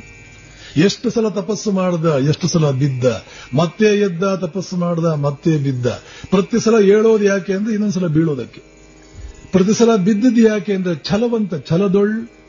ಛಲದೊಳ್ ದುರ್ಯೋಧನಂ ಅಂತ ಹೇಳ್ತಾನೆ ನಮ್ಮ ಕನ್ನಡದ ಕವಿ. ಆದರೆ ಛಲದೊಳ್ ಕೌಶಿಕಂ ಅಂತ ಹೇಳಬೇಕಾಗಿತ್ತೇನು. ವಿಶ್ವಾಮಿತ್ರಂದೇ ನಿಜವಾದ ಛಲ. ಭಗೀರಥ, ವಿಶ್ವಾಮಿತ್ರ ಮತ್ತು ಚಾಣಕ್ಯ ನಿಜವಾದ ಛಲ ಅಂತಂದ್ರೆ ಇವತ್ತು ಖಂಡಿತವಾಗಿಯೂ ದುರ್ಯೋಧನದು ಕೂಡ. ಎಷ್ಟು ಸಲ ಏಸು ಸಲ ತಪವಂಗೈದು, ಏಸು ಬನ್ನವನ ಅಂತ ಕೌಶಿಕನ್ ಬ್ರಹ್ಮರ್ಷಿ ಪದ ಕರ್ಹನಾದನ್. ಏಳುತ್ತಲ ಬೀಳುತ್ತಲಿ ಮತ್ತೊಮ್ಮೆ ಇದೇ ಅರ್ಥದಲ್ಲಿ ಅದೇ ಪದಗಳಲ್ಲ. ಲೇಸಾಗಿಸು ಆತ್ಮವನು ಮಂಕುತಿಮ್ಮ. 100 ಸಲ ಬಿದ್ದರೂ ಚಿಂತೆ ಇಲ್ಲ, ಲೇಸು ಮಾಡು. ಹಾಗೆ ಅವರ ಜೀವನ, ರಾಮಕೃಷ್ಣರ ಜೀವನವನ್ನು ನಾವು ನೋಡ್ತಾ ಬಂದ್ರೆ ಇನ್ನು ಮುಂದೆ ಅವರ ಜೀವನದಲ್ಲಿ ಒಂದು ಸಾಧನೆ ಬರುತ್ತೆ. ಅದಕ್ಕೆ ಹೋಲಿಸಿದ್ರೆ ಹಿಂದಿನ ಸಾಧನೆ ಕಳಪೆ. ಹೇಳ್ತಾರೆ ರಾಮಕೃಷ್ಣರು, ಯಾವ ಅನುಭವ ನನಗಾಯಿತೋ ಅದು 24 ಗಂಟೆ ನನಗಾಗಬೇಕು ಅನ್ನೋ ಒಂದು ದಾವಾನಲ ಬೆಳಗ್ಗೆಯಿಂದ ರಾತ್ರಿಯವರೆಗೆ, ರಾತ್ರಿ ನಿದ್ದೆಯೂ ಕೂಡ ಇಲ್ಲದಂತೆ ನನ್ನನ್ನು ದಹಿಸುವುದಕ್ಕೆ ಪ್ರಾರಂಭ ಮಾಡಿತು. ಜಗತ್ತಿನ ಇತಿಹಾಸದಲ್ಲಿ ನಾವು ಎರಡನೇ ಉದಾಹರಣೆ ಇಲ್ಲದೇ ಇರುವ ರೀತಿಯಲ್ಲಿ ರಾಮಕೃಷ್ಣರ ಈ ಪರಿತಾಪವನ್ನು ನೋಡ್ತೇವೆ. ಅವರೇ ಹೇಳ್ತಾರೆ, 6 ವರ್ಷಗಳ ಕಾಲ ನನ್ನ 2 ಕಣ್ಣು ರೆಪ್ಪೆಗಳು ಒಂದನ್ನೊಂದು ಮುಚ್ಚಲಿಲ್ಲ, ನಿದ್ದೆ ಮಾಡಲಿಲ್ಲ ಅನ್ನೋದನ್ನ ಒಂದು ರೀತಿಯ ಭಾಷೆಯಲ್ಲಿ ಹೇಳಿದ್ದಲ್ಲ, ಪೊಯೆಟಿಕ್ ಫ್ಯಾನ್ಸಿ ಕೊಟ್ಟು, ಉತ್ಪ್ರೇಕ್ಷೆ ಕೊಟ್ಟು, ಅಥವಾ ಒಂದು ರೀತಿಯ ಕಾವ್ಯಮಯವಾದ ಭಾಷೆಯಲ್ಲಿ 6 ವರ್ಷ ನಾನು ನಿದ್ದೆ ಮಾಡಲಿಲ್ಲ ಅಂತ ಹೇಳಿದ್ದಲ್ಲ. ಅಕ್ಷರಶಃ 2 ರೆಪ್ಪೆಗಳು ಒಂದನ್ನೊಂದು ಮುಟ್ಲೇ ಇಲ್ಲ 6 ವರ್ಷಗಳ ಕಾಲ. ಹೇಗೆ ಹೇಳ್ತಾರೆ, ಕಣ್ಣಿನಲ್ಲಿ ಅಂಥ ಉರಿ. ಕೆಲವೊಮ್ಮೆ ಹೆಣಕ್ಕೆ ಆಗುವ ಹಾಗೆ ಕಣ್ಣು ರೆಪ್ಪೆಗಳು ಗಟ್ಟಿಯಾಗಿ ಬಿಡುವುದು. ಒಂದು ಸಲ ಬೆರಳಿಟ್ಟುಕೊಂಡು ಕನ್ನಡಿಯ ಮುಂದೆ ನೋಡುತ್ತಿದ್ದೆ, ಕಲ್ಲಿನಂತೆ ಬಂಡೆಯಂತೆ ಕಣ್ಣು ರೆಪ್ಪೆಗಳು. ಅಳುತ್ತಾ ಭಗವತಿಗೆ ಪ್ರಾರ್ಥನೆ ಮಾಡ್ತಿದ್ದೆ, ಅಮ್ಮ, ನಿನ್ನನ್ನು ಪ್ರೀತಿಯಿಂದ ಕರೆದಿದ್ದಕ್ಕೆ ಇದನ್ನೇನಾ ನಿನ್ನನ್ನು ಕೊಟ್ಟಿದ್ದು. ಆದರೆ ತಕ್ಷಣವೇ ನನಗನ್ಸೋದು, ಇರಲಿ, ಈ ಶರೀರ ಇಲ್ಲೇ ಮೂರ ಬಟ್ಟೆಯಾಗಲಿ, ಇದು ಇಲ್ಲೇ ಬಿದ್ದು ಹೋಗಲಿ, ನಾನು ಮತ್ತೊಮ್ಮೆ ಜಗನ್ಮಾತೆಯ ನಿರಂತರ ದರ್ಶನವಿಲ್ಲದೆ ನಾನು ಬದುಕಲಾರೆ. ಮಹಾತ್ಮರು, ಸಾಧಕರಿಗೆ ಹೀಗಿರುತ್ತೆ ಛಲ. ಬುದ್ಧ, ಸಿದ್ಧಾರ್ಥ ಜ್ಞಾನೋದಯವಾಗುವುದಕ್ಕಿಂತ ಮುಂಚೆ ಇನ್ನು ಮುಂದೆ ಜ್ಞಾನೋದಯವಾಗುವವರೆಗೂ ನಾನು ಇಲ್ಲಿಂದ ಏಳುವುದಿಲ್ಲ ಅಂತ ನಿರ್ಧಾರ ಮಾಡಿ ಆಸನದಲ್ಲಿ ಕುಳಿತುಕೊಳ್ತಾನೆ. ಪ್ರಸಿದ್ಧವಾದ ಒಂದು ಪ್ರತಿಜ್ಞೆ ಮಾಡ್ತಾನೆ, ಇಹಾಸನೆ ಶುಷ್ಯತು ಮೇ ಶರೀರಂ. ಇದೇ ಆಸನದಲ್ಲಿ ನನ್ನ ಶರೀರ ಒಣಗಿ ಹೋಗಲಿ, ಬೇಕಾದರೆ ಒಣಗಿದ ಎಲೆಯಂತೆ ನನ್ನ ಶರೀರ ಒಣಗಿ ಹೋಗಲಿ. ಇಹಾಸನೆ ಶುಷ್ಯತು ಮೇ ಶರೀರಂ ತ್ವಗಸ್ಥಿ ಮಾಂಸಂ ವಿಲಯಂಚ ಯಾತು. ಮಾಂಸ, ತ್ವಕ್, ಮಾಂಸ ಎಲ್ಲ ಕೂಡ ಇಲ್ಲಿ ಊದುರಿ ಹೋಗಲಿ. ಅಪ್ರಾಪ್ಯ ಬೋಧಿಂ ಬಹುಕಲ್ಪ ದುರ್ಲಭಾಂ. ಬಹುಕಲ್ಪಗಳಲ್ಲಿ ದುರ್ಲಭವಾದಂತಹ ಈ ಜ್ಞಾನ ಅನ್ನುವಂಥದ್ದು ನನಗೆ ಸಿಗಲಿಲ್ಲ ಅಂದ್ರೆ ನೈವಾಸನಾತ್ ಕಾಯಂ ಅತಃ ಚಲಿಷ್ಯತೆ. ಈ ಆಸನದಿಂದ ಈ ಶರೀರ ಏಳುವುದಿಲ್ಲ ಅನ್ನುವ ನಿರ್ಧಾರ ಮಾಡಿಯೇ ಕುಳಿತುಕೊಂಡಿತ್ತು. ಯಾರದೂ ಹಾಗೇನೆ. ಶ್ರೀರಾಮಕೃಷ್ಣರು ತಮ್ಮ ಸ್ಥಿತಿಯನ್ನು ಕಂಡು ಹೇಳ್ತಾರೆ, ಈ ಶರೀರ ಇಲ್ಲಿಯೇ ಬೇಕಾದರೆ ಉದುರಿ ಹೋಗಲಿ, ಆದರೆ ಜಗನ್ಮಾತೆಯ ನಿರಂತರ ದರ್ಶನವಿಲ್ಲದೆ ನಾನು ಬದುಕಲಾರೆ ಅಂತ ಹೇಳಿ ನನಗೆ ಉಂಟಾಗ್ತಾ ಇದ್ದಂತಹ ವೇದನೆಗಳು ಜಾಸ್ತಿ ಆದಷ್ಟು ಬಿಡಬಾರದು, ಜಗನ್ಮಾತೆಯನ್ನು ಎಂದಿಗೂ ಬಿಡಬಾರದು ಅನ್ನುವ ಛಲವೂ ಕೂಡ ಅಷ್ಟೇ ಜಾಸ್ತಿ ಆಗ್ತಾ ಇತ್ತು. ಆ ಕಾಲದಲ್ಲಿ ಅವರ ಬಾಯಿಂದ ಒಂದು ಪ್ರಾರ್ಥನೆ ಬರುವಂತೆ, ಗಂಡ ಯೋಗದಲ್ಲಿ ಜನಿಸಿದ ಶಿಶುವು ತಿನ್ನುವುದಂತೆ ತಾಯ. ಏ ತಾಯೇ, ಗಂಡಯೋಗದಲ್ಲಿ ಒಂದು ಗಂಡಯೋಗ ಅಂತ ಒಂದು ಯೋಗ ಇದೆ. ಆ ಗಂಡಯೋಗದ ಸಂದರ್ಭದಲ್ಲಿ ಮಗು ಹುಟ್ಟಿದ ತಾಯಿ ಸತ್ತು ಹೋಗ್ತಾಳೆ. ಪ್ರಸವ ಆದ್ರೆ, ಆ ಯೋಗದಲ್ಲಿ ಪ್ರಸವವಾದ್ರೆ ತಾಯಿ ಸಾಯ್ತಾಳೆ, ಮಗು ಉಳಿಯುತ್ತೆ, ತಾಯಿ ಸಾಯ್ತಾಳೆ. ಜನ ಹೇಳ್ತಾರೆ, ಈ ಮಗು ತಾಯಿನೇ ನುಂಗು ಬಿಡ್ತು, ಗಂಡಯೋಗದಲ್ಲಿ ಜನಿಸಿದ ಶಿಶು ತಾಯಿನೇ ನುಂಗ್ತು. ಅದನ್ನೇ ಹೇಳ್ತಾರೆ ರಾಮಕೃಷ್ಣ, ಗಂಡ ಯೋಗದಲ್ಲಿ ಜನಿಸಿದ ಶಿಶುವು ತಿನ್ನುವುದಂತೆ ತಾಯ, ನಾನು ಅಂಥ ಶಿಶು, ನುಂಗುವನು ನಿನ್ನ ತೆರೆದು ನನ್ನ ಬಾಯ. ಹಾಗೆ ನಿನ್ನ ನುಂಗು ಬಿಡ್ತೇನೆ, ನಾನು ಬಿಡೋದಿಲ್ಲ, ನಿನ್ನನ್ನು ಖಂಡಿತ ಬಿಡೋದಿಲ್ಲ ತಾಯೇ. ಎರಡರಲ್ಲೂ ನಿರ್ಧಾರ ಆಗ್ಬಿಡ್ಲಿ, ಇಲ್ಲ ನೀನ್ ನನ್ನನ್ನು ನುಂಗ್ತೀಯೋ, ನೀನು ನನ್ನನ್ನು ನುಂಗೋದು ಅಂದ್ರೆ ನನಗೆ ಸಾವು ಬಂದು ಬಿಡ್ಲಿ, ಇಲ್ಲವೇ ನಾನು ನಿನ್ನನ್ನು ನುಂಗ್ತೇನೆ, ಇಲ್ಲ ನಿನ್ನ ಸಾಕ್ಷಾತ್ಕಾರ, ನಿನ್ನ ನಿರಂತರ ದರ್ಶನ ನನಗಾಗಬೇಕು. ಈ ಕಾಲದ ರಾಮಕೃಷ್ಣರ ಅನುಭವಗಳು ಇತಿಹಾಸದಲ್ಲಿ ನಾವೆಲ್ಲ ಬೆರಗುಗೊಳ್ಳುವ. ಹೇಳ್ತಾರೆ, ನನ್ನ ರೋಮಕೂಪಗಳಿಂದ ರಕ್ತ ಜಿನುಗಿ ಬಂದು ಹೆಪ್ಪುಗಟ್ಟಿತ್ತು. ಜಗನ್ಮಾತೆಯ ದರ್ಶನಕ್ಕೆ ರೋಮಕೂಪಗಳಿಂದ ರಕ್ತ ಜಿನುಗಿ ಮೈಯೆಲ್ಲ ಒಂದು ರೀತಿಯ ಕೆಂಪು ಬಣ್ಣವನ್ನ ಒಂದು ಒರೆಸಿದ ಹಾಗೆ ಹೆಪ್ಪುಗಟ್ಟಿತ್ತು.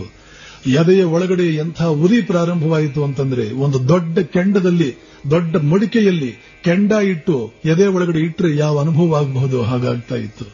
ಸುಮಾರು 2-3 ವರ್ಷಗಳ ಕಾಲ ಗಂಗೆಯಲ್ಲಿ ನೀರಿನಲ್ಲಿ ಮುಳುಗಿ, ಕುತ್ತಿಗೆಯವರೆಗೆ ನೀರಲ್ಲಿ ಮುಳುಗಿ, ಸಾಯಂಕಾಲ 5 ಗಂಟೆ ಮೇಲೆ ನೀರಿಂದ ಆಚೆ ಬರ್ತಾ ಇದ್ದೆ.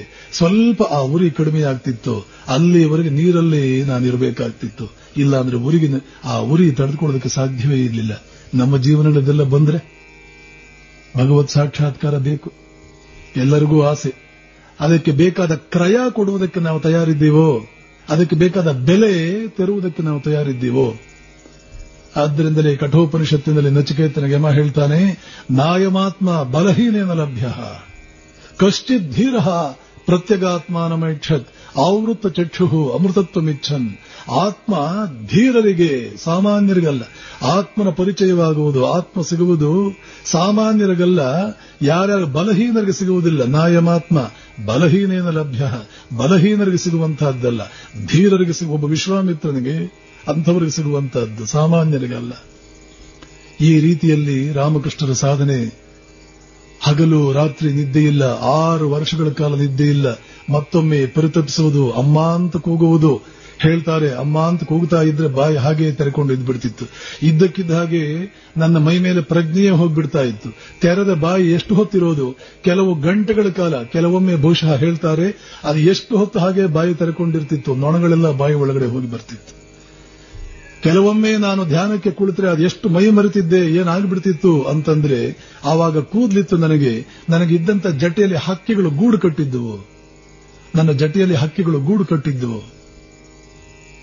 ಎಲ್ಲಿಯಾದರೂ ಇಂಥದ್ದು ನಾವು ಕಾಣೋದಕ್ಕೆ ಸಾಧ್ಯವೇ? ಏನೇನು ನಡೆದು ಹೋಯಿತು ಇಲ್ಲಿ, ಏನೆಲ್ಲ ನಡೆದು ಹೋಯಿತು. ಹೇಳ್ತಾರೆ, ಹೀಗೆಯೇ ನನ್ನ ಸಾಧನೆ ಮುಂದುವರಿತಾ ಬಂತು. ಒಂದೊಂದಾಗಿ ನನಗೆ ಅನುಭವಗಳಾಗ್ತಾ ಬಂತು. ಕೆಲವು ಅನುಭವಗಳು ಇಲ್ಲಿ ಉಲ್ಲೇಖನಾರ್ಹ. ಹೇಳ್ತಾರೆ, ಧ್ಯಾನದ ಕಾಲದಲ್ಲಿ ಒಂದು ದಿನ ಒಬ್ಬ ಕಪ್ಪಗೆ ಇರ್ತಕ್ಕಂಥ, ಕಣ್ಣೆಲ್ಲ ಕೆಂಪಗೆ ಕುಡಿದವನಂತೆ ಒಬ್ಬ ವ್ಯಕ್ತಿ ನನ್ನಿಂದ ಆಚೆ ಬಂದ.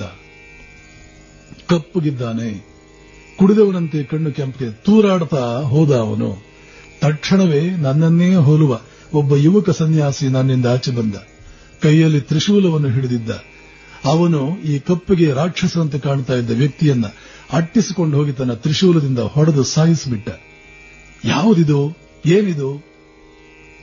ನಾರದರು ತಮ್ಮ ಭಕ್ತಿ ಯೋಗದಲ್ಲಿ ಮಹಾತ್ಮರು ಅಂದ್ರೆ, ಸಾಧಕರು ಅಂದ್ರೆ ಭಕ್ತರ ಜೀವನ ಏನು ಅಂತ ಅನ್ನೋದನ್ನ ಹೇಳ್ತಾರೆ. ಭಕ್ತರ ಜೀವನ ಶಾಸ್ತ್ರಗಳಿಗೆ ಒಂದು ಆಧಾರ.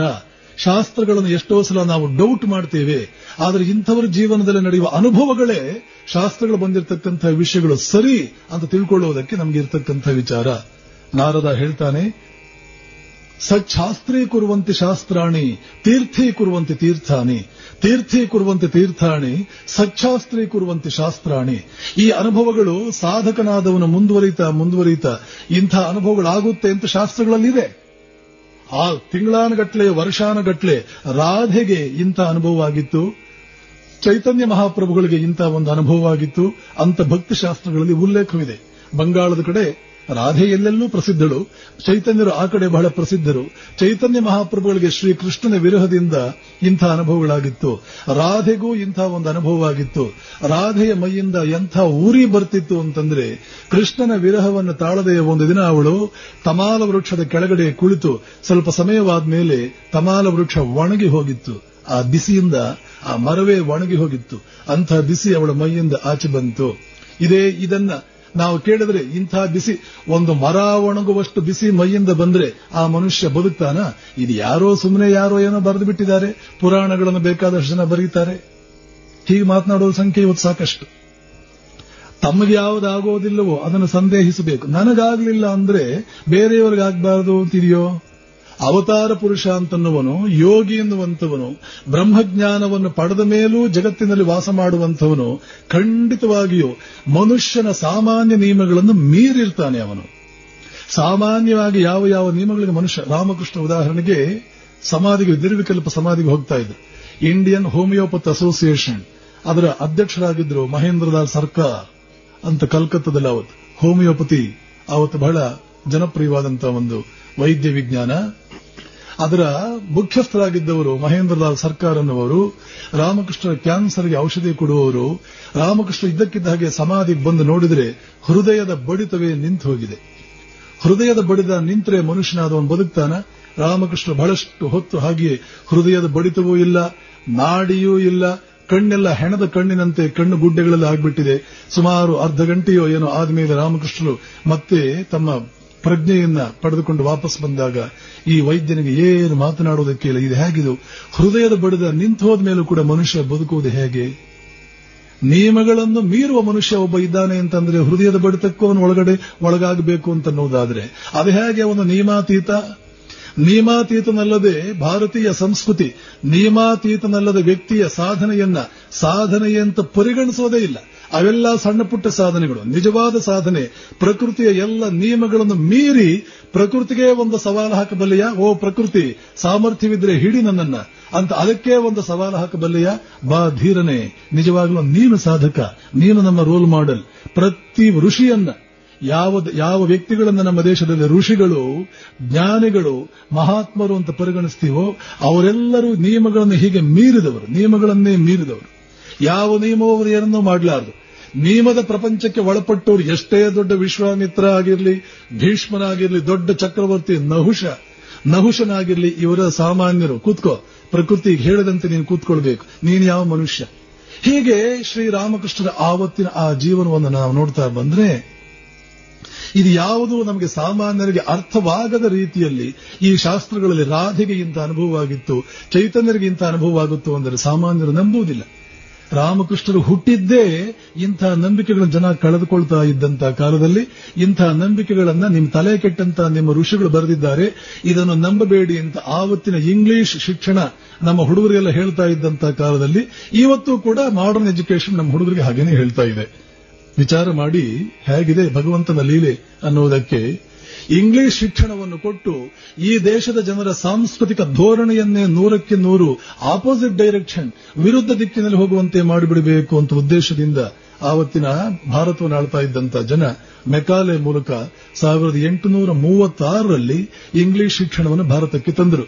ತನ್ಮೂಲಕ ಇಡೀ ಭಾರತವನ್ನೇ ಸಾಂಸ್ಕೃತಿಕವಾಗಿ ಪರಿವರ್ತನೆ ಮಾಡಿಬಿಡೋಣ, ಇದರ ದಿಕ್ಕನ್ನೇ ಬದಲಾಯಿಸಿಬಿಡೋಣ, ಇವರು ಶಾಸ್ತ್ರಗಳಲ್ಲಿ ನಂಬಿಕೆ ಕಳೆಯುವಂತೆ ಮಾಡಿಬಿಡೋಣ, ಇದೆಲ್ಲ ಪೊಳ್ಳು ಬೊಗಳೆ ಅಂತ ಹೇಳಿಬಿಡೋಣ, ವೇದಗಳು ಏನೇನೋ ಕಂತೆಗಳು, ಅದೆಲ್ಲ ಸುಳ್ಳು ಕಂತೆಗಳು, ಇದೆಲ್ಲ ಹೇಳಿ ಜನರಿಗೆಲ್ಲ ಹೇಳಿಬಿಡೋಣ, ಇವರು ತಮ್ಮ ಶ್ರದ್ಧೆ ಕಳೆದುಕೊಂಡು ಬಿಡ್ಲಿ. ಮನುಷ್ಯನಾದವನು ತಾವು ನಂಬಿರುವ ತತ್ವಗಳಲ್ಲಿ ಶ್ರದ್ಧೆಯನ್ನು ಕಳೆದುಕೊಂಡು ಬಿಟ್ರೆ ಅವನನ್ನು ಗೆಲ್ಲೋದು ಬಹಳ ಸುಲಭ, ಅವನನ್ನು ಪರಿವರ್ತಿಸಿ ನಮ್ಮವನನ್ನಾಗಿ ಮಾಡಿಸೋದು ಬಹಳ ಸುಲಭ. ಈ ವಿಷಯವನ್ನು ಪಾಶ್ಚಿಮಾತ್ಯರು ಅರ್ಥ ಮಾಡಿಕೊಂಡ ಹಾಗೆ ಯಾರೂ ಅರ್ಥ ಮಾಡಿಕೊಂಡಿಲ್ಲ. ಯಾವುದೇ ದೇಶವನ್ನು ಆಕ್ರಮಣ ಮಾಡಿದ್ರೆ ಅದು ಇಂಗ್ಲೆಂಡ್ ಆಗಲಿ, ಇಟಲಿ ಆಗಲಿ, ಫ್ರಾನ್ಸ್ ಆಗಲಿ, ಅಮೆರಿಕ ಆಗಲಿ, ಒಂದು ದೇಶವನ್ನು ತನ್ನ ತೆಕ್ಕೆಗೆ ಹಾಕೋಬೇಕು ಅಂತ ಅದು ಬಯಸಿದ್ರೆ ಮೊದಲು ಮಾಡುವುದು ಆ ದೇಶದ ಜನರು ಯಾವ ನಂಬಿಕೆಗಳ ಒಳಗಾಗಿದ್ದಾರೆ ಅದು ಒಡೆಯೋದು, ಅದರಲ್ಲಿ ಅರ್ಥವಿಲ್ಲ ಅಂತ ಹೇಳೋದು, ಅದಕ್ಕೆ ಸಂಬಂಧಪಟ್ಟಂತೆ 100 ರೀತಿಯ ಉಪಾಯಗಳನ್ನು ಮಾಡೋದು, ಯಾರ್ಯಾರೋ ದೊಡ್ಡ ಮನುಷ್ಯರ ಬಾಯಿನಲ್ಲಿ ಅದನ್ನು ಹೇಳಿಸೋದು, ಪುಸ್ತಕಗಳನ್ನು ಬರೆಸೋದು, ಕ್ರಮೇಣ ಜನರಿಗೆ ತಮಗೆ ಗೊತ್ತಿಲ್ಲದಂತೆ ಅವರು ತಮ್ಮತನವನ್ನು ಬಿಟ್ಟು ಬಿಡೋದು. ತಮ್ಮತನ ಬಿಟ್ಟಿದ್ದಾರೆ, ಇನ್ಯಾವುದೇ ಒಂದು ತನವನ್ನು ಇನ್ನೂ ತಗೊಂಡಿಲ್ಲ, ಇಬ್ಬಂದಿಯಾಗಿ ಮಧ್ಯ ಕುಳಿತಿದ್ದಾರೆ. ಆವಾಗ ಇನ್ನೊಂದು ತತ್ವವನ್ನು ತಂದು ಅವರನ್ನು ಕ್ರಮೇಣ ನಮ್ಮವರನ್ನಾಗಿ ಮಾಡಿಕೊಳ್ಳೋದು.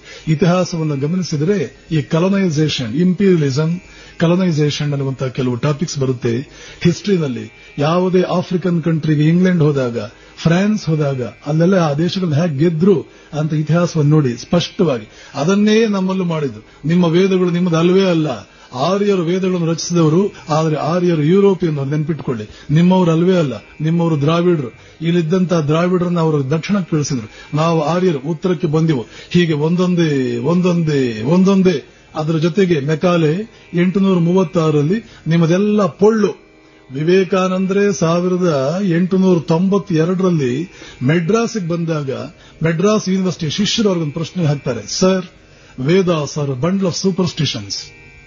What do you say? Vedas are a bundle of superstitions. Don't you agree with us? Vivekananda ಹೇಳ್ತಾರೆ, they are no bundle of superstitions, they are challenges thrown before you. Face them if you have courage. They are challenges thrown before you. ವೇದಗಳು ಮೂಢನಂಬಿಕೆಯ ಕಂತೆಗಳೆಲ್ಲ, ನಿಮಗೆ ಹಾಕಿರೋ ಸವಾಲುಗಳು. ತಾಕತ್ತಿದ್ರೆ ಅದನ್ನು ಎದುರಿಸಿ, ಸವಾಲುಗಳನ್ನು ಸ್ವೀಕರಿಸಿ. ಏನದು ಸವಾಲು? Prove us wrong. ನಾವು ಸುಳ್ಳು ಅಂತ ಪ್ರೂವ್ ಮಾಡಿ ಅಂತ ವೇದಗಳು ನಿಮಗೆ ಹೇಳ್ತಾ ಇದೆ. ನಿಮಗೆ ಸಾಮರ್ಥ್ಯವಿದ್ರೆ ಅಲ್ಲಿರತಕ್ಕಂಥ ವಿಚಾರಗಳನ್ನು ಸುಳ್ಳು ಅಂತ ಬೇಕಾದ್ರೆ ಪ್ರೂವ್ ಮಾಡಿ ನೋಡೋಣ, ನಿಮಗೆ ಸಾಧ್ಯವಾಗುತ್ತೇನೋ.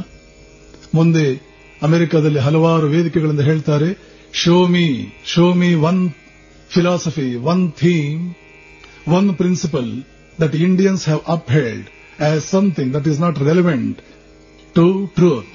ಭಾರತೀಯರು ಎತ್ತಿ ಹಿಡಿದಂತಹ ಒಂದು ತತ್ವ ಸತ್ಯಕ್ಕೆ ದೂರವಾದದ್ದು ಅಂತ ಯಾವುದಾದ್ರೂ ಒಂದು ತತ್ವವನ್ನು ತೋರಿಸಿ ನಿಮ್ಮ ಕೈಲಿ ಸಾಧ್ಯವಾಗುವುದಾದ್ರೆ. I throw this challenge from this August assembly, from this platform. I am throwing this challenge to you.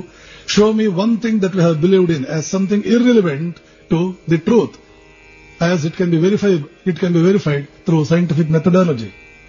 ವೈಜ್ಞಾನಿಕವಾಗಿ ಇದು ಪ್ರೂವ್ ಆಗೋದಕ್ಕೆ ಸಾಧ್ಯವಾಗುವುದಿಲ್ಲ. ಇಂದಿನ ವಿಜ್ಞಾನ.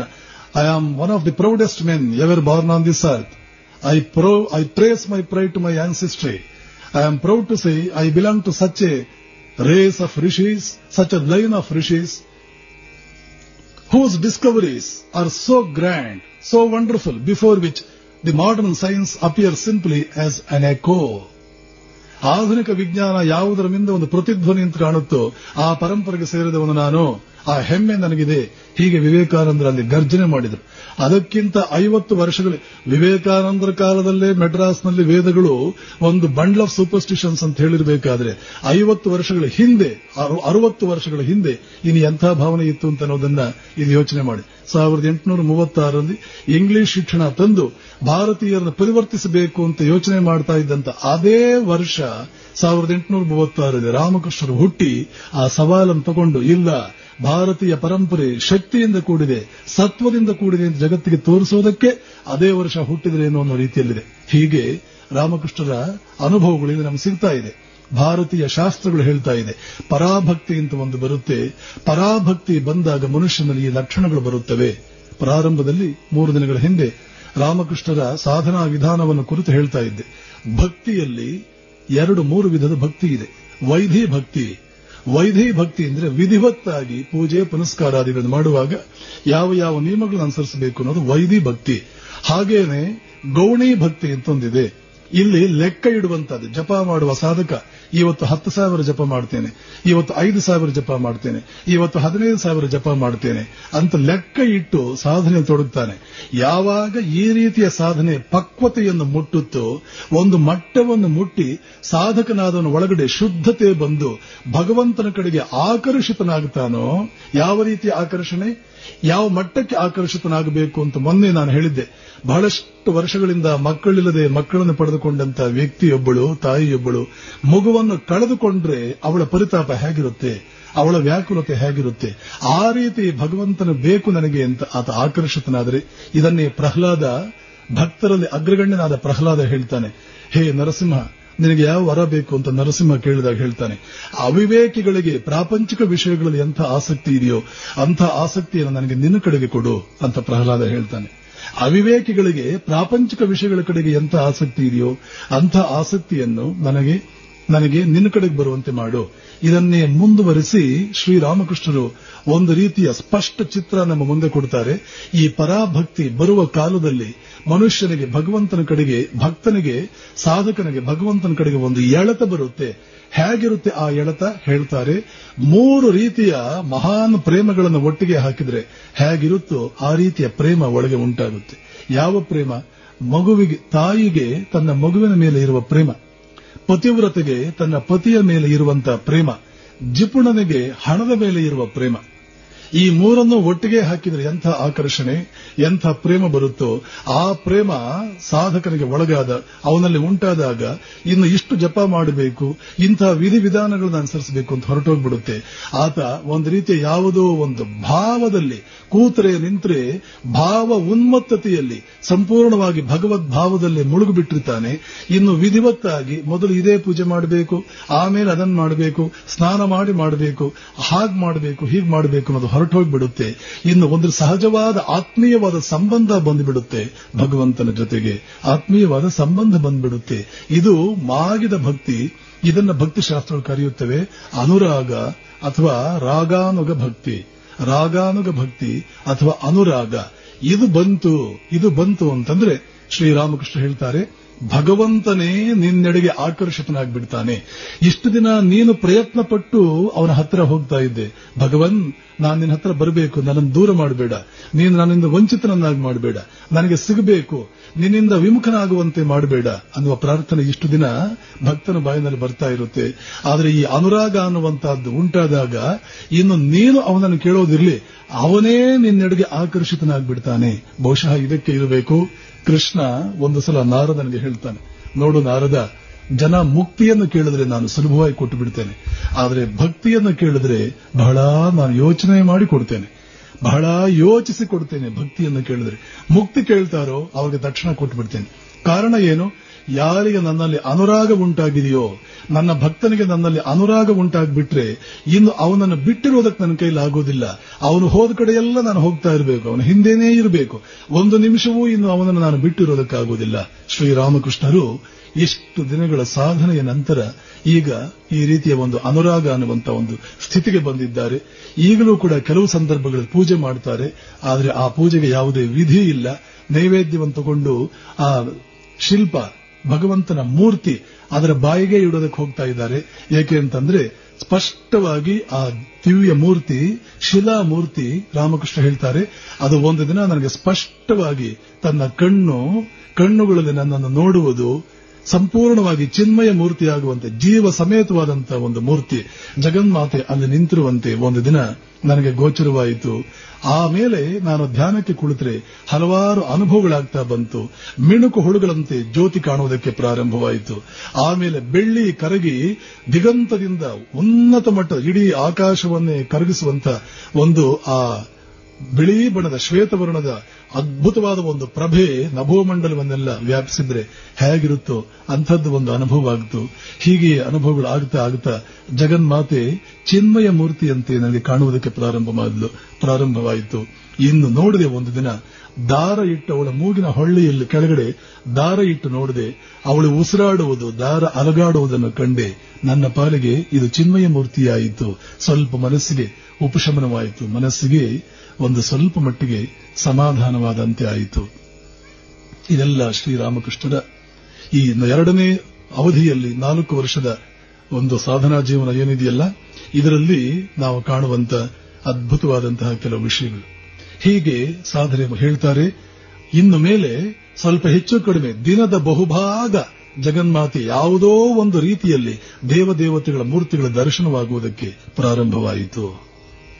ಇಲ್ಲದೆ ಹೋಗಿದ್ರೆ ಅಂಥ ಉರಿ, ಅಂಥ ವೇದನೆ ಇಟ್ಕೊಂಡು ಈ ಶರೀರ ಉಳಿತಾ ಇತ್ತ? ಒಂದು ರೀತಿಯಲ್ಲಿ ಕಣ್ಣು ತೆರೆದರೆ, ಕಣ್ಣು ಮುಚ್ಚಿದರೆ ದಿನದ ಬಹುಭಾಗ ಒಂದಲ್ಲ ಒಂದು ರೀತಿಯಲ್ಲಿ ಭಗವತಿ ನನಗೆ ತನ್ನ ವಿವಿಧ ರೂಪಗಳನ್ನು ತೋರಿಸ್ತಾ ಬಂದ್ಲು. ಕಣ್ಣು ತೆರೆದರೆ ಭಗವಂತನ ದರ್ಶನ ಆಗುವುದಕ್ಕೆ ಸಾಧ್ಯ. ಹೇಳ್ತಾರೆ ಅವರು, ಒಂದು ದಿನ ಜಗನ್ಮಾತೆ ಸಣ್ಣ ಮಗುವಿನಂತೆ ಕಾಲಿಗೆ ಗೆಜ್ಜೆ ಕಟ್ಟಿಕೊಂಡು ಆ ವಿಗ್ರಹದಿಂದ ಆಚೆ ಬಂದು ಕಿಣಿಕಿಣಿ ಶಬ್ದ ಮಾಡುತ್ತಾ ಕಾಲಿನ ಗೆಜ್ಜೆ ಶಬ್ದ ಕೇಳಿಸ್ತು. ಜಗನ್ಮಾತೆ ದೇವಸ್ಥಾನದಿಂದ ಆಚೆ ಬಂದಿದ್ದು ಗೆಜ್ಜೆ ಶಬ್ದ ಕೇಳಿಸ್ತು. ಓಡಿ ಬಂದೆ ನಾನು ಅವಳನ್ನು ನೋಡೋಣ ಅಂತ. ಆ ಮೆಟ್ಟಿಲುಗಳನ್ನು ಹತ್ತಿ ದೇವಸ್ಥಾನದ ಮೇಲೆ ಹೋದ್ಲು. ಸ್ವಲ್ಪ ಹೊತ್ತು ಕಲ್ಕತ್ತಿಯ ಕಡೆಗೆ ಏನು ಕೈಯಲ್ಲಿ ತ್ರಿಶೂಲವನ್ನು ಹಿಡಿದು ಉದ್ದನೆಯ ಕೂದಲನ್ನ ಬಿಟ್ಟುಕೊಂಡು ಸ್ವಲ್ಪ ಹೊತ್ತು ಕಲ್ಕತ್ತೆಯ ಕಡೆಗೆ ನೋಡ್ತಾ ಇದ್ಲು. ಆಮೇಲೆ ಗಂಗೆಯ ಕಡೆಗೆ ನೋಡಿದ್ಲು. ಮತ್ತೆ ಕೆಳಗೆ ಇಳಿದು ಬಂದು ಈ ಮೂರ್ತಿಯಲ್ಲಿ ಐಕ್ಯಳಾದ್ಲು. ಹೀಗೆ ರಾಮಕೃಷ್ಣರ ದರ್ಶನಗಳು ಎಷ್ಟೆಲ್ಲ. ಹೇಳ್ತಾರೆ, ಒಂದು ದಿನ ನೋಡು, ಈಗಲೂ ಕೂಡ ನಿನಗೆ ಹೇಳ್ತಾ ಇದ್ರೆ ನನ್ನ ಮೈ ಝುಮ್ ಅಂತ ಇದ್ದೆ, ಕೂದಲು ನೆಟ್ಟಿಗೆ ನಿಂತ್ಕೊಳ್ಳುತ್ತೆ. ಒಂದು ದಿನ ಒಬ್ಬ ಮಹಾಪುರುಷ ದಕ್ಷಿಣೇಶ್ವರದಲ್ಲಿ ಮಲಗಿದ್ದುದನ್ನು ಕಂಡೆ. ಅವನ ಕಾಲುಗಳು ಪಂಚವಟಿಯ ಹತ್ರ ಅಲ್ಲೆಲ್ಲೋ ಇದ್ರೆ ಅವನ ತಲೆ ಇಲ್ಲೆಲ್ಲೋ ಇತ್ತು. ವಿರಾಟ್ ಪುರುಷ, ಒಬ್ಬ ದೈವಿ ಪುರುಷ ಇಲ್ಲಿಂದ ಅಲ್ಲಿವರೆಗೆ ಉದ್ದಕ್ಕೆ ಚಾಚಿ ಮೈ ಚಾಚಿ ಮಲಗಿದ್ದನ್ನು ಕಂಡೆ. ಹೇಳ್ತಾ ಹೋಗ್ತಾರೆ ಪರಮ ಪೂಜ್ಯ ಸ್ವಾಮಿ ಪುರುಷೋತ್ತಮಾನಂದಜಿಯವರು ಯುಗಾವತಾರ ಶ್ರೀರಾಮಕೃಷ್ಣ ಅನ್ನುವ ಪುಸ್ತಕದ ಮೊದಲನೇ ಭಾಗದಲ್ಲಿ ರಾಮಕೃಷ್ಣರ ಏನೇನು ಅನುಭವಗಳಾಯಿತು ಅಂತ ಸುಮಾರು 10-12 ಪುಟಗಳಷ್ಟು ವರ್ಣಿಸಿ ಹೇಳ್ತಾರೆ. ಕೂತ್ರೆ ನಿಂತ್ರೆ ಒಂದು ರೀತಿಯಲ್ಲಿ ಇದೇ ಒಂದು ಇತಿಹಾಸದಲ್ಲಿ, ಆಧ್ಯಾತ್ಮಿಕ ಕ್ಷೇತ್ರದ ಇತಿಹಾಸದಲ್ಲಿ ಯಾವ ರೇಂಜು, ಬಹುಶಃ ಅತ್ಯಂತ ಇದು ಕನಿಷ್ಠ ಮಟ್ಟದ ಒಂದು ಅನುಭವ, ಒಬ್ಬ ಆಧ್ಯಾತ್ಮಿಕ ಸಾಧಕನಿಗೆ ಆಗುವ ಕನಿಷ್ಠ ಮಟ್ಟದ ಒಂದು ಅನುಭವ ಅನ್ನೋದ್ರಿಂದ ಹಿಡಿದು ಇದು ಗರಿಷ್ಠ ಮಟ್ಟದ ಅನುಭವ ಅನ್ನೋಷ್ಟು ಮಟ್ಟಿಗೆ, ಸ್ವಲ್ಪ ಮಟ್ಟಿಗೆ ಹೆಚ್ಚು ಕಡಿಮೆ ಎಲ್ಲವೂ ಶ್ರೀರಾಮಕೃಷ್ಣರಿಗೆ ಈ 4 ವರ್ಷಗಳ ಅವಧಿಯಲ್ಲಿ ಮುಗಿದೇ ಹೋಯಿತು ಅಂತ ನಾವು ಹೇಳಬಹುದು. ಹೇಳ್ತಾರೆ, ನನಗೆ ಹಿಂದಿನ ಜನ್ಮಗಳ ಅನುಭವ ಬರುವುದಕ್ಕೆ ಪ್ರಾರಂಭವಾಯಿತು. ನನ್ನ ಒಳಗಡೆ ಇದ್ದಂತ ಆ ತ್ರಿಶೂಲವನ್ನು ಹಿಡಿದಂತ ಸನ್ಯಾಸಿ ಆಗಾಗ ನನಗೆ ಆಚೆಗೆ ಬಂದು ಎಷ್ಟೋ ವಿಷಯಗಳನ್ನು ತಿಳಿಸ್ತಾ ಇದ್ದ. ಅವನ ಮೂಲಕ ನನಗೆ ಎಷ್ಟೆಷ್ಟೋ ವಿಷಯಗಳು ಗೊತ್ತಾಯಿತು. ಮುಂದೆ ನನ್ನ ಗುರುಗಳಾಗಿ ಬಂದಂತಹ ಭೈರವಿ, ತೋತಾಪುರಿ ಇವರೆಲ್ಲರೂ ನನಗೆ ಆಧ್ಯಾತ್ಮಿಕ ಅನುಭವಗಳ ವಿಷಯವಾಗಿ ಏನೆಲ್ಲ ಹೇಳಿದ್ರು ಅದೆಲ್ಲ ಮೊದಲೇ ನನಗೆ ಗೊತ್ತಿತ್ತು. ಈ ತರುಣ ಸನ್ಯಾಸಿ ಇವುಗಳನ್ನೆಲ್ಲ ನನಗೆ ತಿಳಿಸಿಬಿಟ್ಟಿದ್ದ. ಅಷ್ಟೇ ಅಲ್ಲ, ನನ್ನ ಮನಸ್ಸನ್ನ, ನನ್ನ ಶರೀರವನ್ನು ಇಲ್ಲಿಯೇ ಬಿಟ್ಟು ನನ್ನ ಮನಸ್ಸಿನ ಮೂಲಕ ಎಲ್ಲೆಲ್ಲೋ ದೂರದ ದೇಶಗಳಿಗೆ ಹೋಗಿ ಅಲ್ಲೆಲ್ಲ ನೋಡಿ ಕೆಲವು ಅನುಭವಗಳನ್ನು ಪಡೆದುಕೊಂಡು ಮತ್ತೆ ವಾಪಸ್ ಬಂದು ಈ ಶರೀರದಲ್ಲಿ ಸೇರಿಕೊಳ್ತಾ ಇದ್ದೆ. ಇದೆಲ್ಲವೂ ಮನುಷ್ಯನಿಗೆ ಒಬ್ಬೊಬ್ಬರ ಬೇರೆ ಸಾಧಕರ ಜೀವನದಲ್ಲಿ ಕೆಲವು ಒಂದೊಂದನ್ನು, ಶಂಕರಾಚಾರ್ಯರ ಜೀವನದಲ್ಲಿ ನಾವು ನೋಡುತ್ತೇವೆ, ತಮ್ಮ ಶರೀರವನ್ನು ಇಲ್ಲೇ ಬಿಡುತ್ತಾರೆ, ಸೂಕ್ಷ್ಮ ಶರೀರ ಇನ್ಯಾವುದೋ ರಾಜನನ್ನು ಪ್ರವೇಶ ಮಾಡುತ್ತೆ, ಅಲ್ಲಿ ಕೆಲವು ಅನುಭವಗಳನ್ನು ಪಡೆದುಕೊಳ್ಳುತ್ತೆ, ಮತ್ತೆ ವಾಪಸ್ ಬಂದು ತಮ್ಮ ಹಳೆಯ ಶರೀರ ಪ್ರವೇಶ ಮಾಡುತ್ತಾರೆ. ಇವೆಲ್ಲ ಶಾಸ್ತ್ರಗಳನ್ನು ನಾವು ನೋಡ್ತೇವೆ. ಆದರೆ ಇದೆಲ್ಲ ಇದೆಯೋ, ಇದನ್ನು ನಾವು ನೋಡ್ತಾ ಬಂದ್ರೆ ಈ ಆಧ್ಯಾತ್ಮಿಕ ಪ್ರಪಂಚ ಅನ್ನುವಂತಹದ್ದು ಇದೆಯಲ್ಲ, ಏನು ವಿಸ್ಮಯಗಳಿದೆ ಇದರಲ್ಲಿ, ಎಷ್ಟೆಲ್ಲ ಇದೆ ಇದರಲ್ಲಿ, ಏನೆಲ್ಲ ಅದ್ಭುತಗಳು ಇದೆ ಇದರಲ್ಲಿ ಅಂತ ನಾವು ಮೂಕ ವಿಸ್ಮಿತರಾಗುವಂತೆ, ಬಹುಶಃ ಇದನ್ನೆಲ್ಲ ಕಂಡೇ ಇರಬಹುದು. ಶಾಸ್ತ್ರಕಾರರು, ಜ್ಞಾನಿಗಳೆಲ್ಲ ಹೇಳ್ತಾರೆ, ಆ ಜೀವನದ ವೈಭವಕ್ಕೆ ಹೋಲಿಸಿದರೆ ಇಂದ್ರಿಯಗಳನ್ನು ಮೀರಿ, ಪ್ರಕೃತಿಯ ನಿಯಮಗಳನ್ನು ಮೀರಿ ಇಂದ್ರಿಯಾತೀತವಾದ, ನಿಯಮಾತೀತವಾದಂತಹ ಒಂದು ಪ್ರಪಂಚ, ಒಂದು ಜೀವನ ಅಂತಿದೆ. ಖಂಡಿತವಾಗಿಯೂ ಇದೊಂದು ದೊಡ್ಡ ಜೀವನವೇ. ಆದರೆ ಮನುಷ್ಯ, ನಿನಗೆ 2ರ ಸಾಮರ್ಥ್ಯವೂ ಇದೆ, ಸಾಧ್ಯವಾದರೆ ಅದನ್ನು ನೋಡು. ಆದರೆ ನೆನ್ಪಿಟ್ಕೋ, ಅದನ್ನೇ ಸಾಧಿಸುವ ಸಾಮರ್ಥ್ಯ ಇರುವ ನೀನು ಒಂದು ವೇಳೆ ಅದನ್ನು ಸಾಧಿಸಲಿಲ್ಲ ಅಂತಂದ್ರೆ, ಈ ಸಣ್ಣ ಪ್ರಮಾಣದ ಪ್ರಪಂಚದಲ್ಲಿ ಬದುಕಿದ್ದೀಯಾ ಅಂದ್ರೆ ಇಲ್ಲಿಯಾದರೂ ನಿನ್ನ ಸಾಧನೆ ಎಷ್ಟು ಮಟ್ಟಿಗಿರಬೇಕು. ವಿವೇಕಾನಂದರು ಹೇಳ್ತಾರೆ, ಇಲ್ಲೆಲ್ಲ ನಾವು ಕಾಣುವುದು, ಇಡೀ ಭಾರತೀಯ ಜೀವನ ಸಂಹಿತೆಯಲ್ಲಿ ನಾವು ಕಾಣುವಂತಹದ್ದು ಏನು ಅಂದ್ರೆ the positive condemnation of weakness of man. ಮನುಷ್ಯನ ದೌರ್ಬಲ್ಯಗಳನ್ನು ಖಂಡಿಸುವುದು. ದುರ್ಬಲ ಮನುಷ್ಯನಿಗೆ ಒಂದು ರೀತಿಯಲ್ಲಿ ಕಟುವಾಗಿ ಎಂತಹ ಜೀವನ ವ್ಯರ್ಥವಾಗ್ತಾ ಇದೆ ನಿನಗೆ ಅಂತ ಅವನಿಗೆ ತನ್ನ ವ್ಯರ್ಥ ಜೀವನದ ಬಗ್ಗೆ ಕಣ್ಣೀರು ತರಿಸುವಂತೆ ಮನುಷ್ಯನ ಒಂದು ಜನ್ಮದ ವೈಭವವನ್ನು ಎತ್ತಿ ಎತ್ತಿ ಭಾರತೀಯ ಸಂಹಿತೆ, ಜೀವನ ಸಂಹಿತೆ ನಮ್ಮ ಮುಂದೆ ಹೇಳುತ್ತೆ. The one word, the one common theme that runs through the whole of Hindu philosophy is condemnation of weakness. They vehemently condemn weakness. ಎಲ್ಲೆಲ್ಲೂ ಕೂಡ ಈ ವೀಕ್ನೆಸ್, ದೌರ್ಬಲ್ಯವನ್ನು ಖಂಡಿಸಲಾಗಿದೆ. ಭಾಗವತ ಒಂದು ರೀತಿಯಲ್ಲಿ ಹೇಳುತ್ತೆ, ಉಪನಿಷತ್ತು ಒಂದು ರೀತಿಯಲ್ಲಿ ಹೇಳುತ್ತೆ, ಭಾಗವತ ಹೇಳುತ್ತೆ ಚರೈವೇತಿ, ಇನ್ನೂ ಮುಂದಕ್ಕೆ ಹೋಗು, ಈಗ ನೀನು ಎಷ್ಟೇ ಸಾಧಿಸಿರಬಹುದು, ಆದರೆ ಇನ್ನೂ ಎಷ್ಟೋ ಇದೆ, ಇನ್ನೂ ಮುಂದಕ್ಕೆ ಹೋಗು, ಇನ್ನೂ ಮುಂದಕ್ಕೆ ಹೋಗು. ಹೀಗೆ ಶ್ರೀರಾಮಕೃಷ್ಣರ ಜೀವನ ಒಂದೊಂದು ದಿನವೂ ಒಂದು ಹೆಜ್ಜೆ 10 ಹೆಜ್ಜೆ ಮುಂದೆ ಹೋಗಿ ಯಾವ ಮಟ್ಟಕ್ಕೆ ಹೋಯಿತು ಅಂದ್ರೆ ಬಹುಶಃ ಇನ್ನು ಪಡೆದುಕೊಳ್ಳುವುದಕ್ಕೆ ಅನುಭವಗಳು ಏನೂ ಇಲ್ಲ. ಸಗುಣ ಸಾಕಾರ ದೇವತೆಗಳ ಸಾಮ್ರಾಜ್ಯ ಎಲ್ಲಿಯವರೆಗೆ ಇದೆಯೋ ಅದರ ವ್ಯಾಪ್ತಿ, ಅದರ ಮೇರೆ, ಅದನ್ನೆಲ್ಲ ಒಂದೊಂದು ಕಲ್ಲು, ಒಂದೊಂದು ಮಣ್ಣಿನ ಕಣವನ್ನು ಮುಟ್ಟಿ ಶ್ರೀರಾಮಕೃಷ್ಣರು ಸಂಪೂರ್ಣವಾಗಿ ಅದರ ಪರಿಚಯವನ್ನು ಮಾಡಿಕೊಂಡರು. ಇದನ್ನು ಫ್ರಾನ್ಸ್ ದೇಶದ ನೊಬೆಲ್ ಪ್ರಶಸ್ತಿ ಪಡೆದುಕೊಂಡಂತ ಒಬ್ಬ ಕವಿ ರೋಲಾ, ಆತ ರಾಮಕೃಷ್ಣರ ಮೇಲೆ ಬರೆದಿರತಕ್ಕಂತಹ ಪುಸ್ತಕದಲ್ಲಿ ಬರೀತಾನೆ, The external life of Sri Ramakrishna was confined to a tiny room in Dakshineshwar on the banks of Ganges, cut off from the currents and cross currents of the busy life in Calcutta. But his inner life embraced the whole multiplicity of all gods and men.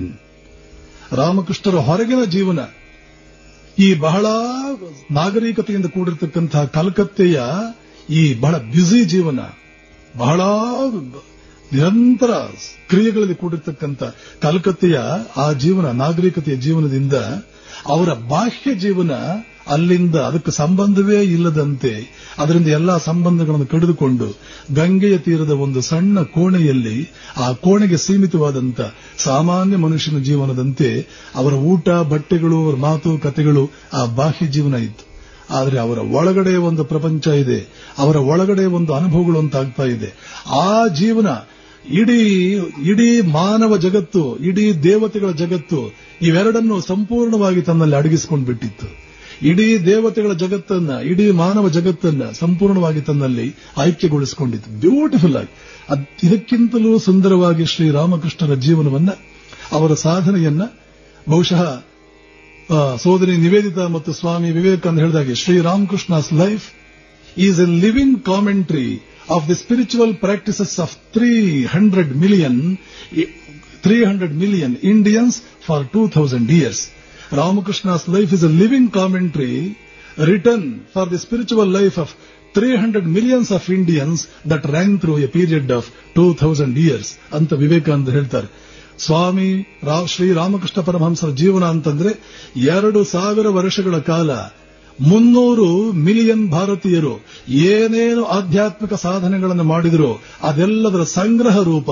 2000 ವರ್ಷಗಳ ಕಾಲ ಇಡೀ ಆರ್ಯಾವರ್ತ ಏನೇನು ಆಧ್ಯಾತ್ಮಿಕ ಸಾಧನೆಗಳನ್ನು ಮಾಡುತ್ತೋ ಅದೆಲ್ಲದರ ಸಂಗ್ರಹ ರೂಪವೇ ಶ್ರೀರಾಮಕೃಷ್ಣರ ಜೀವನ ಅಂತ ವಿವೇಕಾನಂದ ಹೇಳಿದ್ದು. ಈ ಫ್ರಾನ್ಸ್ ದೇಶದ ಕವಿ ಹೇಳಿದ್ದು. ಇದನ್ನು ನೋಡಿದಾಗ ರಾಮಕೃಷ್ಣರ ಈ ಜೀವನ ಏನು ಅಂತ ನಮಗೆ ಗೊತ್ತಾಗುತ್ತೆ. ಇದೇ ಸಂದರ್ಭದಲ್ಲಿ ರಾಮಕೃಷ್ಣರ ಜೀವನವನ್ನ ಮತ್ತೊಂದು ಅದ್ಭುತ ವ್ಯಕ್ತಿ ಪ್ರವೇಶ ಮಾಡುತ್ತಾರೆ. ಅವರೇ ಅವರ ಧರ್ಮಪತ್ನಿ ಶ್ರೀಮಾತೆ ಶಾರದಾದೇವಿಯವರು. ಶ್ರೀರಾಮಕೃಷ್ಣರ ಇಷ್ಟೆಲ್ಲ ಅನುಭವಗಳಾಗುತ್ತಾ ಇದ್ರು, ಇದೆಲ್ಲವೂ ನಡೀತಾ ಇದ್ರು. ಅವರ ಹೊರಗಿನ ಜೀವನ ಸರಳತೆಯಿಂದಾಗಿ, ಮುಗ್ಧತೆಯಿಂದಾಗಿ ಮತ್ತು ಉನ್ಮತ್ತನಿಂದಾಗಿ, ಭಗವದ್ಭಕ್ತಿಯ ಉನ್ಮತ್ತತೆಯಿಂದಾಗಿ, ಈ ಭಕ್ತಿ ಅಥವಾ ಜ್ಞಾನ, ಭಕ್ತಿ ಉನ್ಮತ್ತವಾದರೆ ಅದನ್ನು ಪರಾಭಕ್ತಿ ಅಂತ ಕರೆಯಲಾಗುತ್ತೆ.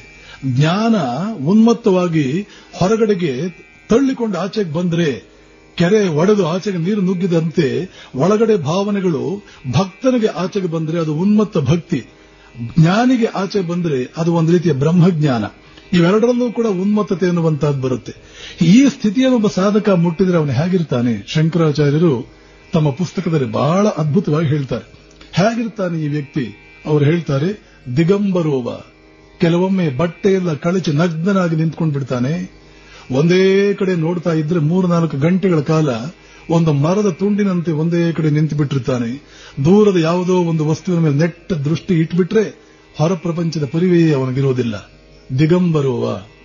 ಅಪಿ ಸಾಂಬರೋವ, ಕೆಲವೊಮ್ಮೆ ಅಲಂಕಾರ ಮಾಡಿಕೊಂಡು ಒಳ್ಳೆಯ ಭವ್ಯವಾದ ಬಟ್ಟೆಗಳನ್ನು ಹಾಕೊಳ್ತಾನೆ. ಸಾಂಬರೋವ. ತ್ವಗಂಬರೋವ, ಕೆಲವೊಮ್ಮೆ ಚರ್ಮವೇ ಅವನಿಗೆ ಬಟ್ಟೆ. ಚಿದಂಬರಸ್ಥಃ, ಕೆಲವೊಮ್ಮೆ ಜ್ಞಾನವೇ ಅವನಿಗೆ ಬಟ್ಟೆ. ಆತ ಮಾತಾಡ್ತಾ ಇದ್ರೆ ಸರಸ್ವತಿ ಅವನ ಬಾಯಿಂದ ಆಚೆ ಬಂದಂತೆ, ಜ್ಞಾನ ಪ್ರವಾಹವೇ ಹರಿದು ಆಚೆ ಬರ್ತಾ ಇದ್ದಂತೆ ಕೆಲವೊಮ್ಮೆ ಇರ್ತಾನೆ, ಕೆಲವೊಮ್ಮೆ ಮೌನವಾಗಿ ಇರ್ತಾನೆ. ದಿಗಂಬರೋವ ಅಪಿ ಸಾಂಬರೋವ ತ್ವಗಂಬರೋವ ಅಪಿ ಚಿದಂಬರಸ್ಥಃ ಉನ್ಮತ್ತವತ್ವಾಪಿ ಚ ಬಾಲವತ್ವ ಪಿಶಾಚವತ್ವಾಪಿ ಚರತಿ ಅವನ್ಯಃ. ಪಿಶಾಚನಂತೆ, ಉನ್ಮತ್ತನಂತೆ, ಬಾಲಕನಂತೆ, ದಿಗಂಬರನಂತೆ, ತ್ವಗಂಬರನಂತೆ, ಚಿದಂಬರನಂತೆ, ಉನ್ಮತ್ತನಂತೆ, ಬಾಲನಂತೆ, ಅತ್ಯಂತ ಸರಳಾಗಿ ಹೀಗೆ ಇರ್ತಾನೆ. ರಾಮಕೃಷ್ಣರ ಈ 4 ವರ್ಷಗಳ ಅವಧಿಯಲ್ಲಿ ಇದೆಲ್ಲವನ್ನೂ ಅವರು ತಮ್ಮ ಜೀವನದಲ್ಲಿ ದಿಗಂಬರನಾಗಿದ್ದರು, ಆಳುತ್ತಾ ಇದ್ರು, ಒಮ್ಮೆಲೆ ಉನ್ಮತ್ತನಾಗಿ ನಗುತ್ತಾ ಇದ್ರು. ಇದೆಲ್ಲವನ್ನೂ ನೋಡಿದಂತಹ ಜನ ಸಾಮಾನ್ಯವಾಗಿ ತಮ್ಮ ಹಾಗೆ ಯಾರು ಇಲ್ಲವೋ ಅವರಿಗೆ ಒಂದು ಅದ್ಭುತವಾದ ಒಂದು ಹೆಸರಿಡ್ತಾರೆ. ಏನದು ಅಂದ್ರೆ ಇವರಿಗೆ ಹುಚ್ಚು ಹಿಡಿದಿದೆ. ತಮ್ಮ ಹಾಗೆ ಯಾರು ಊಟ ಬಟ್ಟೆ ಕಾಲ ಕಾಲಕ್ಕೆ ಸರಿಯಾಗಿ ಹೊಟ್ಟೆ ತುಂಬ ಊಟ, ಭಾನುವಾರ ಯಾವ ಊಟ, ಸೋಮವಾರ ಯಾವ ಊಟ, ಭಾನುವಾರಕ್ಕೆ ಯಾವ ತಿಂಡಿ, ಸೋಮವಾರಕ್ಕೆ ಯಾವುದು, ಸಾಯಂಕಾಲ ತಿಂಡಿ, ಮಂಗಳವಾರಕ್ಕೆ ಯಾವುದು ಪಲ್ಯ ಅಂತ ಒಳ್ಳೆ ಟೈಮ್ ಟೇಬಲ್ ಹಾಕೊಂಡು ಜೀವನ ಮಾಡ್ತಾ ಇದ್ರೆ ಇವರ ಜೀವನ ಸರಿಯಾಗಿದೆ. ಅವರೇನಾದರೂ ಸ್ವಲ್ಪ ಬೇರೆ ರೀತಿಯಲ್ಲಿದ್ದಾರೆ, ಸ್ವಲ್ಪ ಯಾಕೋ ತಲೆ ಕೆಟ್ಟಂಗಿದೆ, ಹುಚ್ಚು ಹಿಡಿದಂಗಿದೆ. ರಾಮಕೃಷ್ಣರಿಗೂ ಇದೇ ಹಣೆ ಪಟ್ಟಿ ಕಟ್ಟಿದ್ರು. ಹುಚ್ಚು ಹಿಡಿದಂಗಿದೆ. ಕೆಲವರು ಹೇಳಿದ್ರು ತೀವ್ರವಾದ ಬ್ರಹ್ಮಚರ್ಯದಿಂದಾಗಿ ಅವರ ತಲೆ ಬಿಸಿಯಾಗಿ ಹುಚ್ಚು ಹಿಡಿದು ಬಿಟ್ಟಿದೆ. ಬ್ರಹ್ಮಚರ್ಯ ಅನ್ನುವಂತಹದ್ದು ಎಷ್ಟು ದೊಡ್ಡ ಶಕ್ತಿ ಅದು. ಜನ ಅದಕ್ಕೆ ಗೂಬೆ ಕೂಡಿಸೋದು ಈ ರೀತಿ. ಸ್ವಾಮಿ ವಿವೇಕಾನಂದರಿಗೂ ಹಾಗೇನೆ, ಶ್ರೀರಾಮಕೃಷ್ಣರಿಗೂ ಹಾಗೇನೆ. ಜನ ಅದಕ್ಕೆ ಗೂಬೆ ಕೂಡಿಸೋದು ಈ ರೀತಿಯಲ್ಲಿ ಏನೇನೋ ಕಾರಣಗಳನ್ನು ಕೊಟ್ಟು ಅವರಿಗೆ ಹುಚ್ಚು ಹಿಡಿದು ಬಿಟ್ಟಿದೆ. ಏನು ಮಾಡೋದು? ಒಂದು ಕೆಲವು ದಿನ ಊರಿಗೆ ಕರೆದುಕೊಂಡು ಹೋಗಿ ಅಲ್ಲೇನಾದರೂ ಸ್ವಲ್ಪ ಉಪಚಾರ ಮಾಡಿಸಿದ್ರೆ ಅಥವಾ ಏನಾದರೂ ಮಂತ್ರ ಹಾಕಿಸಿದ್ರೆ ಅಥವಾ ಏನಾದರೂ ದೇವತೆಗಳಿಗೆ ಒಂದು ಸ್ವಲ್ಪ ಪೂಜೆ ಪುನಸ್ಕಾರಾದಿಗಳನ್ನು ಮಾಡಿದ್ರೆ ಇವರ ಹುಚ್ಚು ಹೋಗಬಹುದೇನೋ ಅನ್ನುವ ಒಂದು ಸಂದರ್ಭ ಬಂದು ಅವರ ಹುಟ್ಟೂರಾದಂತಹ ಕಾಮಾರಪುರಕ್ಕೆ ಹೋದರು. ಈ ವೇಳೆಗೆ ಶ್ರೀರಾಮಕೃಷ್ಣರಿಗೆ ಶ್ರೇಷ್ಠ ಮಟ್ಟದ ಒಂದು ಸಿದ್ಧಿ ಎನ್ನುವಂತಹದ್ದು ಬಂದ್ಬಿಟ್ಟಿದೆ. ಯಾಕೆ ಹೇಳ್ತೀರಿ ಅಂದ್ರೆ, ಕಾಮಾರಪುರದಲ್ಲಿ ಅವರ ಜೀವನದಲ್ಲಿ ಕೆಲವು ಘಟನೆಗಳು ನಡೆಯುತ್ತೆ. ಹಲವಾರು ಶಕ್ತಿಗಳ ಮೇಲೆ ನಿಯಂತ್ರಣವಿತ್ತು ಅವರಿಗೆ. ಜಗನ್ಮಾತೆ ನರಿಗಳು ಎಲ್ಲಿ ಬಹಳ ಇರುತ್ತೋ ಅಲ್ಲಿ ಜಗನ್ಮಾತೆ ಇರುತ್ತೆ ಅಂತ ಒಂದು ಭಾವನೆ ಇದೆ. ಶಕ್ತಿ ಸಾಧಕರು, ತಂತ್ರ ಸಾಧಕರು, ಶಾಕ್ತರು, ಜಗನ್ಮಾತೆಯ ಆರಾಧನೆ ಮಾಡುವವರು ನರಿಗಳನ್ನ ಬಹಳ ಗೌರವಿಸ್ತಾರೆ, ಪ್ರೀತಿಸ್ತಾರೆ. ಅದಕ್ಕೆ ಊಟ ಕೊಡೋದು ಇದೆಲ್ಲ ಕೂಡ ಮಾಡ್ತಾರೆ. ರಾಮಕೃಷ್ಣರು ಇವರ ಸಾಧನಾ ಮಾರ್ಗ ಜಗನ್ಮಾತೆಯ ಕಡೆಗೇ ಇರೋದ್ರಿಂದ ಪ್ರತಿನಿತ್ಯ ಒಂದಷ್ಟು ಅಡಿಗೆ ಮಾಡಿ ಒಂದು ಪಾತ್ರೆಯಲ್ಲಿ ಹಾಕಿಕೊಂಡು ಸ್ಮಶಾನಕ್ಕೆ ಹೋಗಿ ಕೆಲವು ತಮ್ಮ ಒಳಗಡೆ ಅನಿಸಿದಂತಹ ಭಾವನೆಗಳಿಗೆ ಒಂದು ರೀತಿಯ ರೂಪ ಕೊಟ್ಟು, ಮೂರ್ತ ರೂಪ ಕೊಟ್ಟು ಉಚ್ಚಾರಣೆ ಮಾಡಿದ್ರು ಅಂದ್ರೆ ಹಲವಾರು ದಿಕ್ಕುಗಳಿಂದ ಹಲವಾರು ನರಿಗಳು ಬಂದು ತಾವು ಇಟ್ಟಂತ ಆಹಾರವನ್ನು ತಕ್ಷಣ ತಿಂದು ತಾವು ಬಂದ ದಿಕ್ಕಿನಲ್ಲಿ ವಾಪಸ್ ಹೊರಟು ಹೋಗ್ತಾ ಇತ್ತು. ಅವರ ಆ ಕಾಲದಲ್ಲಿ ಒಂದು ರೀತಿಯ ವಿಶಿಷ್ಟವಾದ ಶಕ್ತಿ ಮೂಡಿ ಬಂದಂತಹದನ್ನು ಆ ಊರಿನ ಜನ ಕಂಡಂತೆ. ಇದು ಒಂದಿರಲಿ. ಇನ್ನೊಂದು ಹೇಳ್ತಾರೆ, ಒಂದು ಮಡಿಕೆ ತುಂಬ ಹಲವಾರು ಬೇರೆ ಬೇರೆ ಅಡಿಗೆ ಮಾಡಿ ಕೈಯಲ್ಲಿ ಹಿಡಿದುಕೊಂಡು ಕೆಲವು ಉಪದೇವತೆಗಳು ಇದೆಲ್ಲ ಭಕ್ತಿ ಶಾಸ್ತ್ರಗಳಲ್ಲಿ ಬರುವಂತಹ ವಿಚಾರಗಳು. ಕೆಲವು ಉಪದೇವತೆಗಳನ್ನು ಆಹ್ವಾನಿಸಿ ಅವರಿಗೆ ನೈವೇದ್ಯವನ್ನ ಇಡುವುದಕ್ಕೆ ಅಂತ ಕೈಯಲ್ಲಿ ಮಡಿಕೆಯನ್ನು ಇಟ್ಟು ಮುಂದೆ ಚಾಚಿದ್ರೆ ಆ ಮಡಿಕೆ ಒಮ್ಮೆಲೆ ಚಂಗೆಂದು ಹಾರಿ ಆಕಾಶದಲ್ಲಿ ಹೋಗಿ ಕಣ್ಮರಿಯಾಗ್ತಾ ಇತ್ತು. ಮತ್ತು ರಾತ್ರಿ ಹೊತ್ತು ಸ್ಮಶಾನದಲ್ಲಿ ಎಷ್ಟೋ ಹೊತ್ತು ಊರಿನ ಪಕ್ಕದಲ್ಲಿರುವ ಸ್ಮಶಾನದಲ್ಲಿ ಎಷ್ಟೋ ಗಂಟೆಗಳ ಕಾಲ, ಕೆಲವು ಸಲ ಮಧ್ಯರಾತ್ರಿಯವರೆಗೆ ಕುಳಿತು ಧ್ಯಾನಾದಿಗಳಲ್ಲಿ ರಾಮಕೃಷ್ಣರು ನಿರತರಾಗ್ತಿ. ಈ 8 ವರ್ಷಗಳಲ್ಲಿ ಅವರ ಜೀವನವನ್ನು ನಾವು ನೋಡುವಂತಹದ್ದು ಕೇವಲ ಉನ್ಮತ್ತತೆ, ಧ್ಯಾನ, ಈ ಭೂಲೋಕ, ಈ ಲೋಕಕ್ಕೂ ಅವರ ಜೀವನಕ್ಕೂ ಒಂದು ಸೆಕೆಂಡೂ ಕೂಡ ಯಾವುದೇ ಸಂಬಂಧ ಇರಲಿಲ್ಲ ಅಂತ ನಾವು ಭಾವಿಸಬಹುದು. ಒಂದು ಕ್ಷಣಮಾತ್ರವಾದರೂ ಕೂಡ ಈ ಲೋಕದ ವ್ಯವಹಾರಗಳಿಗೂ ಅವರಿಗೂ ಕೂಡ ಯಾವುದೇ ಸಂಬಂಧವಿತ್ತ ಅಂತ ನಾವು ಸಂದೇಹ ಪಡೋದಕ್ಕಿದೆ. ಅಷ್ಟರ ಮಟ್ಟಿಗೆ ದೈವಿ ಉನ್ಮತ್ತತೆ ರಾಮಕೃಷ್ಣರನ್ನ ಆಕ್ರಮಿಸಿಕೊಂಡು ಏನೋ ಒಂದು ಬೇರೆನೇ ವ್ಯಕ್ತಿಯಂತೆ ಅವರ ಜೀವನ ಇರೋದನ್ನು ನಾವು ನೋಡ್ತೇವೆ. ಇದನ್ನು ನೋಡಿದ ಹೆತ್ತ ತಾಯಿಗೆ ಏನು ಅನಿಸಿರಬೇಡ. ತಾಯಿ ಮಗನನ್ನು ನೋಡಿದ್ರೆ ದಿವ್ಯವಾದಂತಹ ಒಂದು ಕಳೆ ಏನೋ ಮುಖದಲ್ಲಿ ಕಾಣ್ತಾ ಇದೆ. ಶರೀರದಲ್ಲಿ ಏನೋ ಒಂದು ರೀತಿಯ ಯಾರು ನೋಡಿದರೂ ಗೌರವಿಸಬೇಕು, ಹತ್ತಿರಕ್ಕೆ ಹೋಗುವುದಕ್ಕೇನೆ ಒಂದು ಭಯಮಿಶ್ರಿತ ಗೌರವ ಮೂಡಿ ಬರಬೇಕು. ಏನೋ ಒಂದು ರೀತಿಯ ಹೇಳುವುದಕ್ಕೆ ಸಾಧ್ಯವಿಲ್ಲದ ಒಂದು ರೀತಿಯ ಆಕರ್ಷಣೆ, ಒಂದು ರೀತಿಯ ಆನಂದ, ಇವೆಲ್ಲ ಅವರ ಹತ್ತಿರ ಹೋದವರಿಗೆಲ್ಲ ಅನುಭವ ಆಗ್ತಾ ಇದೆ. ಆದರೆ ಸ್ಮಶಾನಕ್ಕೆ ಹೋಗೋದು, ಮಧ್ಯರಾತ್ರಿವರೆಗೆ ಧ್ಯಾನ ಮಾಡುವುದು, ಇದೆಲ್ಲ ಇಲ್ಲಿವರೆಗೆ ಯಾರು ನಮ್ಮೂರಿನಲ್ಲಿ ಮಾಡಲಿಲ್ವಲ್ಲ. ಎಷ್ಟೋ ಜನ ದೇವರ ಪೂಜೆ ಮಾಡಿದ್ದಾರೆ, ಆದರೆ ಈ ರೀತಿಯಲ್ಲಿ ಯಾರೂ ಇರಲಿಲ್ವಲ್ಲ. ಏನೋ ಯಾವುದಾದ್ರೂ ಭೂತ ಹಿಡಿದಿದೆಯಾ, ಯಾವುದಾದ್ರೂ ಪ್ರೇತ ಏನಾದ್ರೂ ಹಿಡ್ಕೊಂಡಿದೆಯಾ, ಯಾರ್ಯಾರನ್ನೋ ಕರೆಸಿದ್ದಾಯಿತು, ಏನೇನೋ ಮಾಟ ಮಂತ್ರ ಮಾಡಿದ್ದಾಯಿತು, ಎಷ್ಟೆಲ್ಲ ಮಾಡಿದ್ರು ಕೂಡ ಏನು ಪ್ರಯೋಜನವಾಗ್ತಾ ಇಲ್ಲ. ಕೊನೆಗೆ ಇವರು ಒಂದು ನಿರ್ಧಾರಕ್ಕೆ ಬಂದರು. ಏನದು ಅಂತಂದ್ರೆ, ಒಂದು ಮದುವೆ ಮಾಡಿಸ್ಬಿಟ್ರೆ ಈ ಹುಚ್ಚು ಹೋಗ್ಬಿಡುತ್ತೆ. ಅದು ಬಂಗಾಳವಾಗಲಿ, ಬಿಜಾಪುರವಾಗಲಿ, ಕರ್ನಾಟಕವಾಗಲಿ, ಎಲ್ಲಿಯೇ ಆಗಲಿ ಒಬ್ಬ ಮನುಷ್ಯ ಹೇಗೂ ಇದ್ರೆ ಒಂದು ಉಪಾಯ ಏನಂದ್ರೆ ಮದುವೆ ಮಾಡಿಬಿಡೋಣ. ಮದುವೆ ಮಾಡಿದ್ರೆ ಅವ್ರು ಕರೆಕ್ಟ್ ಟೈಮ್ ಆಗ್ತಾನೆ. ಅವನು ಏನು ಮಾಡುವುದಕ್ಕೂ ಸಾಮರ್ಥ್ಯ ಉಳಿಯುವುದಿಲ್ಲ. ಆದ್ದರಿಂದ ಆ ಕಡೆ ಚೇಷ್ಟೆಗಳು ಆಗೋದಿಲ್ಲ, ಈ ಕಡೆ ಕನ್ಸ್ಟ್ರಕ್ಟಿವ್ ಆಗಿ ಏನೂ ಆಗೋದಿಲ್ಲ ಅಂತ ಯೋಚನೆ ಮಾಡಿದ್ರು. ಏನ್ ಕಥೆಯೋ ಗೊತ್ತಿಲ್ಲ. ಒಟ್ಟಿನಲ್ಲಿ ಅವ್ರ ಮನಸ್ಸಿಗೆ ಅನಿಸ್ತು, ಮದುವೆ ಮಾಡೋಣ. ಆದ್ರೆ ಇಂಥ ಮನುಷ್ಯನಿಗೆ ಹುಡುಗಿ ಕೊಡೋರು ಯಾರು? ಮದುವೆಯನ್ನು ಮಾಡೋಣ, ಆದ್ರೆ ಯಾರಾಗಬೇಕು? ಇವರ ದೃಷ್ಟಿಯಲ್ಲಿ ಆತ ಸಾಮಾನ್ಯನಂತೆ ಇಲ್ಲ, ಬೇರೆಯವರು ಒಂದು ರೀತಿಯಲ್ಲಿ ಭಿನ್ನವಾಗಿದ್ದಾನೆ. ಯಾರ್ಯಾರನ್ನೂ ಹುಡುಕಿದ್ರು. ವಧುದಕ್ಷಿಣೆ ಕೂಡ ಕೊಡೋದಕ್ಕೆ ತಯಾರಾದರು. ವರದಕ್ಷಿಣೆ ಅಲ್ಲ, ವಧುದಕ್ಷಿಣೆ ಕೊಡೋದಕ್ಕೂ ತಯಾರಿ. ಕೆಲವೇ ದಿನಗಳು, ಇಂಥ ದಿನಗಳು ಮತ್ತೆ ವಾಪಸ್ ಬರುತ್ತೆ. ಇವತ್ತು ಹೆಣ್ಣು ಮಕ್ಕಳು ಹುಟ್ಟಬಾರದು ಅಂತ ಹೇಳಿ ತಾಯಂದಿರೆಲ್ಲ ಬಹಳ ದೃಢ ನಿರ್ಧಾರ ಮಾಡಿದ್ದಾರೆ. ಪುರುಷರು ನಮ್ಮನ್ನು ಬಹಳ ಶೋಷಣೆ ಮಾಡ್ತಾ ಇದ್ದಾರೆ ಅಂತ ಹೇಳಿ ಒಂದು ಕಡೆ ಪ್ರಗತಿಪರ ಸ್ತ್ರೀಯರ ಕೂಗು. ಪ್ರಗತಿಪರರು ಅಂತ ಅವ್ರು ಕರೀತಾರೆ, ಅವರೇ ಬೇರೆಯವರು ಕರೀತಾರೋ, ಅವರೇ ಕರೆಸ್ಕೊಳ್ತಾರೋ, ಅದೆಲ್ಲ ನಮಗೆ ಡೀಟೇಲ್ಸ್ ಬೇಡ. ಸ್ತ್ರೀಯರಿಗೆ ಪುರುಷರಿಂದ ಶೋಷಣೆ ಆಗ್ತಾ ಇದೆ ಅಂತ ಒಂದು ಕಡೆ ಕೂಗು. ಇನ್ನೊಂದು ಕಡೆ ಸ್ತ್ರೀಯಾದವಳೇ ತನ್ನ ಹೊಟ್ಟೆಯಲ್ಲಿ ಇನ್ನೊಂದು ಸ್ತ್ರೀ ಇದ್ದಾಳೆ ಅಂತಂದ್ರೆ ನನಗಿದು ಬೇಡ ಅಂತ ಅದನ್ನ ತ್ಯಜಿಸುವಂತ ವ್ಯವಸ್ಥೆ. ಇವೆರಡನ್ನು ಒಟ್ಟಿಗೆ ಸಂಭಾಳಿಸೋದು ಹೇಗೆ? ಯಾವ ಪುರುಷನೂ ಗರ್ಭಿಣಿ ಆಗೋದಿಲ್ಲ. ಸ್ತ್ರೀಯರಿಗೆ ಮೀಸಲಿಟ್ಟಂತ ಏಕಮಾತ್ರ ಗೌರವ, ಏಕಮಾತ್ರ ಪೂಜ್ಯತೆ, ಏಕಮಾತ್ರ ಸ್ಥಾನಮಾನ. ಗೌರವ ಅದು, ಪೂಜ್ಯತೆ ಅದು. ತಾಯಿ ಆಗೋದು ಮಹಾ ಪದವಿ ಅದು. ಅದು ಭಾರತೀಯರು ಅರ್ಥ ಮಾಡ್ಕೊಂಡ ಹಾಗೆ ಮತ್ತೆ ಯಾರು ಅರ್ಥ ಮಾಡಿ, ತಾಯಿಗೆ ಭಾರತೀಯರು ಕೊಟ್ಟಷ್ಟು ಗೌರವ ಇದರಲ್ಲಿ 1% ಬೇರೆ ಸಂಸ್ಕೃತಿಗಳು ಕೊಟ್ಟಿಲ್ಲ. ಈ ಸ್ತ್ರೀ ತಾನು ತನ್ನ ಗರ್ಭದಲ್ಲಿ ಇನ್ನೊಂದು ಸ್ತ್ರೀ ಇದ್ದಾಳೆ ಅಂತಂದ್ರೆ ಇವಳ ಧೋರಣೆ ಏನಾಗಿದೆ ಇವತ್ತು? ಇದೆಲ್ಲ ಯೋಚನೆ ಮಾಡೋದಕ್ಕೆ ಎಲ್ಲ ಅವಿವೇಕಿಗಳು 1000 ಮಾತಾಡ್ತಾರೆ. ಒಬ್ಬ ಅವಿವೇಕಿ ಮಾತಾಡ್ತಾನೆ, ಇನ್ನೊಬ್ಬ ಅವಿವೇಕಿ ಪತ್ರಿಕೆಯಲ್ಲಿ ಬರೀತಾನೆ. 100 ಜನ ಅವಿವೇಕಿಗಳು, 100 ಜನ ಮೊದಲು ವಿವೇಕಿಗಳಾಗಿದ್ದವರು. ಒಬ್ಬ ದೊಡ್ಡ ಹೆಸರಿನ ವ್ಯಕ್ತಿ ಏನೋ ಮಾತನಾಡೋದು, ದೊಡ್ಡ ಪತ್ರಿಕೆಯಲ್ಲಿ ಬರೋದು, ಇವರು ಅದರಂತೆ ಆಡೋದು. ಒಂದು ರೀತಿಯಲ್ಲಿ ಇದು ಸ್ವಂತಿಕೆ ಇಲ್ಲದಂತಹ ಒಂದು ದಿನಗಳು, ಇತ್ತೀಚಿನ ದಿನಗಳು. ಸ್ವಂತಿಕೆಯನ್ನು ಕಳೆದುಕೊಂಡು ಇವರನ್ನು ಅವರನ್ನು ಇವರು ಬೆರಳು ಮಾಡಿ ತೋರಿಸ್ತಾ ನೀವು ಕಾರಣ, ನೀವು ಕಾರಣ, ನೀವು ಕಾರಣ, ನೀವು ಕಾರಣ. ರಾಮಕೃಷ್ಣ ಹೇಳ್ತಾ ಇದ್ರು, ನೋಡು, ಒಬ್ಬ ಗುರು ಹೇಳದಂತೆ, ಯಾರಿಗೂ ಕೂಡ ಇನ್ನೊಂದು ಕಡೆ ಬೆರಳು ಮಾಡಿ ತೋರಿಸಬೇಡ, ಅವನು ಅಂಥವನು ಇಂಥವನು ಅಂತ. ಅವನ ಕಡೆಗೆ ಒಂದು ಬೆರಳು ತೋರಿಸ್ತಾ ಇದ್ರೆ ನಿನ್ನ ಕಡೆಗೆ 3 ಬೆರಳಿದೆ ನೋಡ್ಕೋ. ಅವನ ಕಡೆಗೆ 1 ಬೆರಳಿರೋದು, ನಿನ್ನ ಕಡೆಗೆ 3 ಬೆರಳಿದೆ ಇರೋದು ನೋಡ್ಕೋ. ಹೀಗೆ ಇದೆಲ್ಲ ಬೇರೆ ಬೇರೆ ವಿಚಾರಗಳು. ಸಂದರ್ಭಾನುಸಾರವಾಗಿ ಹೇಳಿದೆ. ಎಷ್ಟೋ ಕಡೆ ಹುಡುಗಿಯರನ್ನು ನೋಡ್ತಾ ಇದ್ದಾರೆ, ಆದರೆ ಯಾರೂ ಕೂಡ ಇವರಿಗೆ ಕೊಡೋದಕ್ಕೆ ತಯಾರಿಲ್ಲ. ಶ್ರೀರಾಮಕೃಷ್ಣರಿಗೆ ಈ ವೇಳೆಗೇನೆ ವಿಶೇಷವಾದಂತ ಹಿಂದಿನ ಜನ್ಮಗಳ, ಮುಂದಿನ ಜನ್ಮಗಳ, ಭವಿಷ್ಯದ, ಭೂತಕಾಲದ ಇದೆಲ್ಲ ಜ್ಞಾನ ಬಂದುಬಿಟ್ಟಿದೆ. ಪತಂಜಲಿ ತನ್ನ ಯೋಗ ಸೂತ್ರಗಳು ಅನ್ನೋ ಪುಸ್ತಕದಲ್ಲಿ ಒಂದು ಇಡೀ ಚಾಪ್ಟರ್ ಅನ್ನು ಇಡ್ತಾನೆ.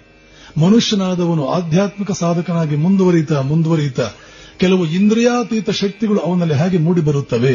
ಅದಕ್ಕೆ ನಮ್ಮ ದೇಶ ಇಷ್ಟೊಂದು ಇಂಪಾರ್ಟೆನ್ಸ್.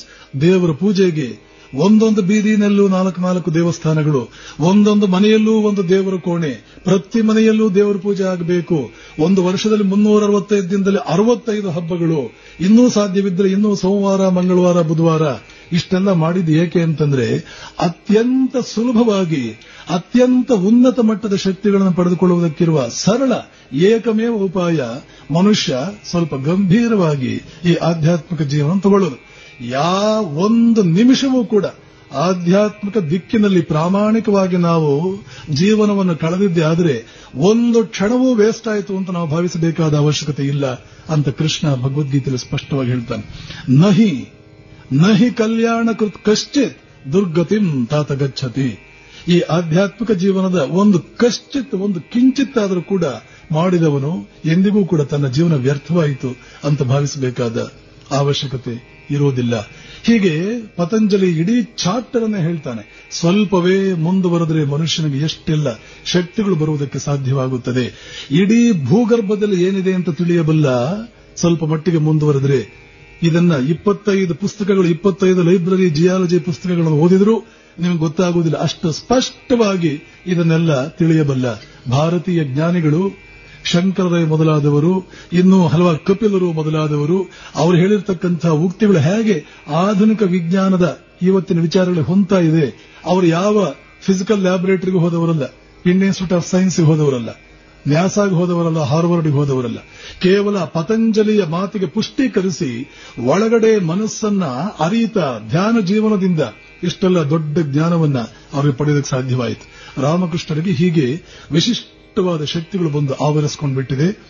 ಮನೆಯಲ್ಲಿ ತಾಯಿ ಮಗನಿಗೆ ಮದುವೆ ಮಾಡ್ತಾ ಇದ್ದೀನಿ ಅಂತ ಗೊತ್ತಾದ್ರೆ ಎಲ್ಲಿ ಬೇಡ ಅಂತ ಅಂದ್ಬಿಡ್ತಾನೋ ಅಂತ ಗುಟ್ಟುಗುಟ್ಟಾಗಿ ರಾಮಕೃಷ್ಣರ ಅಣ್ಣ ಮತ್ತು ರಾಮಕೃಷ್ಣರ ತಾಯಿ ಈ ಮದುವೆ ವ್ಯವಸ್ಥೆ ಮಾಡ್ತಾ ಇದ್ರೆ ಇವರು ಏನ್ ಮಾಡ್ತಾ ಇದ್ದಾರೆ ಅಂತ ಒಂದು ದಿನ ರಾಮಕೃಷ್ಣರಿಗೆ ಗೊತ್ತಾಗಿ ಹೇಳ್ತಾರೆ, ಅಲ್ಲಿ ಇಲ್ಲಿ ಹುಡುಕಿ ಏನು ಪ್ರಯೋಜನವಿಲ್ಲ, ಇಲ್ಲೇ ಪಕ್ಕದಲ್ಲಿ ಜಯರಾಮ್ ಬಾಟಿ ಅಂತ ಒಂದು ಊರಿದೆ, ಅಲ್ಲಿ ರಾಮಚಂದ್ರ ಮುಖರ್ಜಿ ಮಗಳನ್ನ ನನಗಂತಲೇ ಗುರ್ತು ಹಾಕಿಡ್ಲಾಗಿದೆ, ಅಲ್ಲಿ ಹೋಗಿ ನೋಡಿ.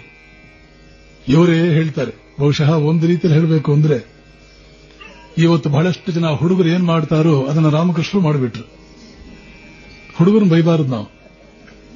ರಾಮಕೃಷ್ಣರು ಮಾಡದೇ ಇರೋದನ್ನ ನಾವೇನ್ ಮಾಡಿದ್ದೇವೆ, ನಾವು ಹಾಗೆ ಗುರುತು ಹಾಕಿಟ್ಟಿದ್ದೇವೆ ಅಷ್ಟೇ.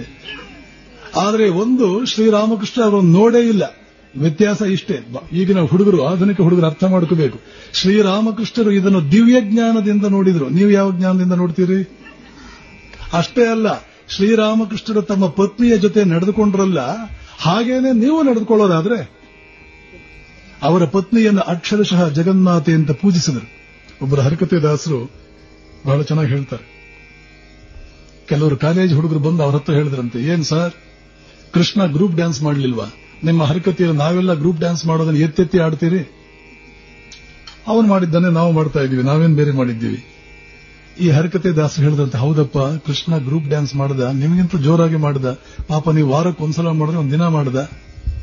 ಆದ್ರೆ ಅವನು ಗೋಪಿಯರ ಜೊತೆ ಗ್ರೂಪ್ ಡ್ಯಾನ್ಸ್ ಮಾಡೋದಕ್ಕಿಂತ ಮುಂಚೆ ಕಾಳಿಂಗ ಸರ್ಪದ ಹೆಡೆ ಮೇಲೆ ಗ್ರೂಪ್ ಡ್ಯಾನ್ಸ್ ಮಾಡಿದ್ದ.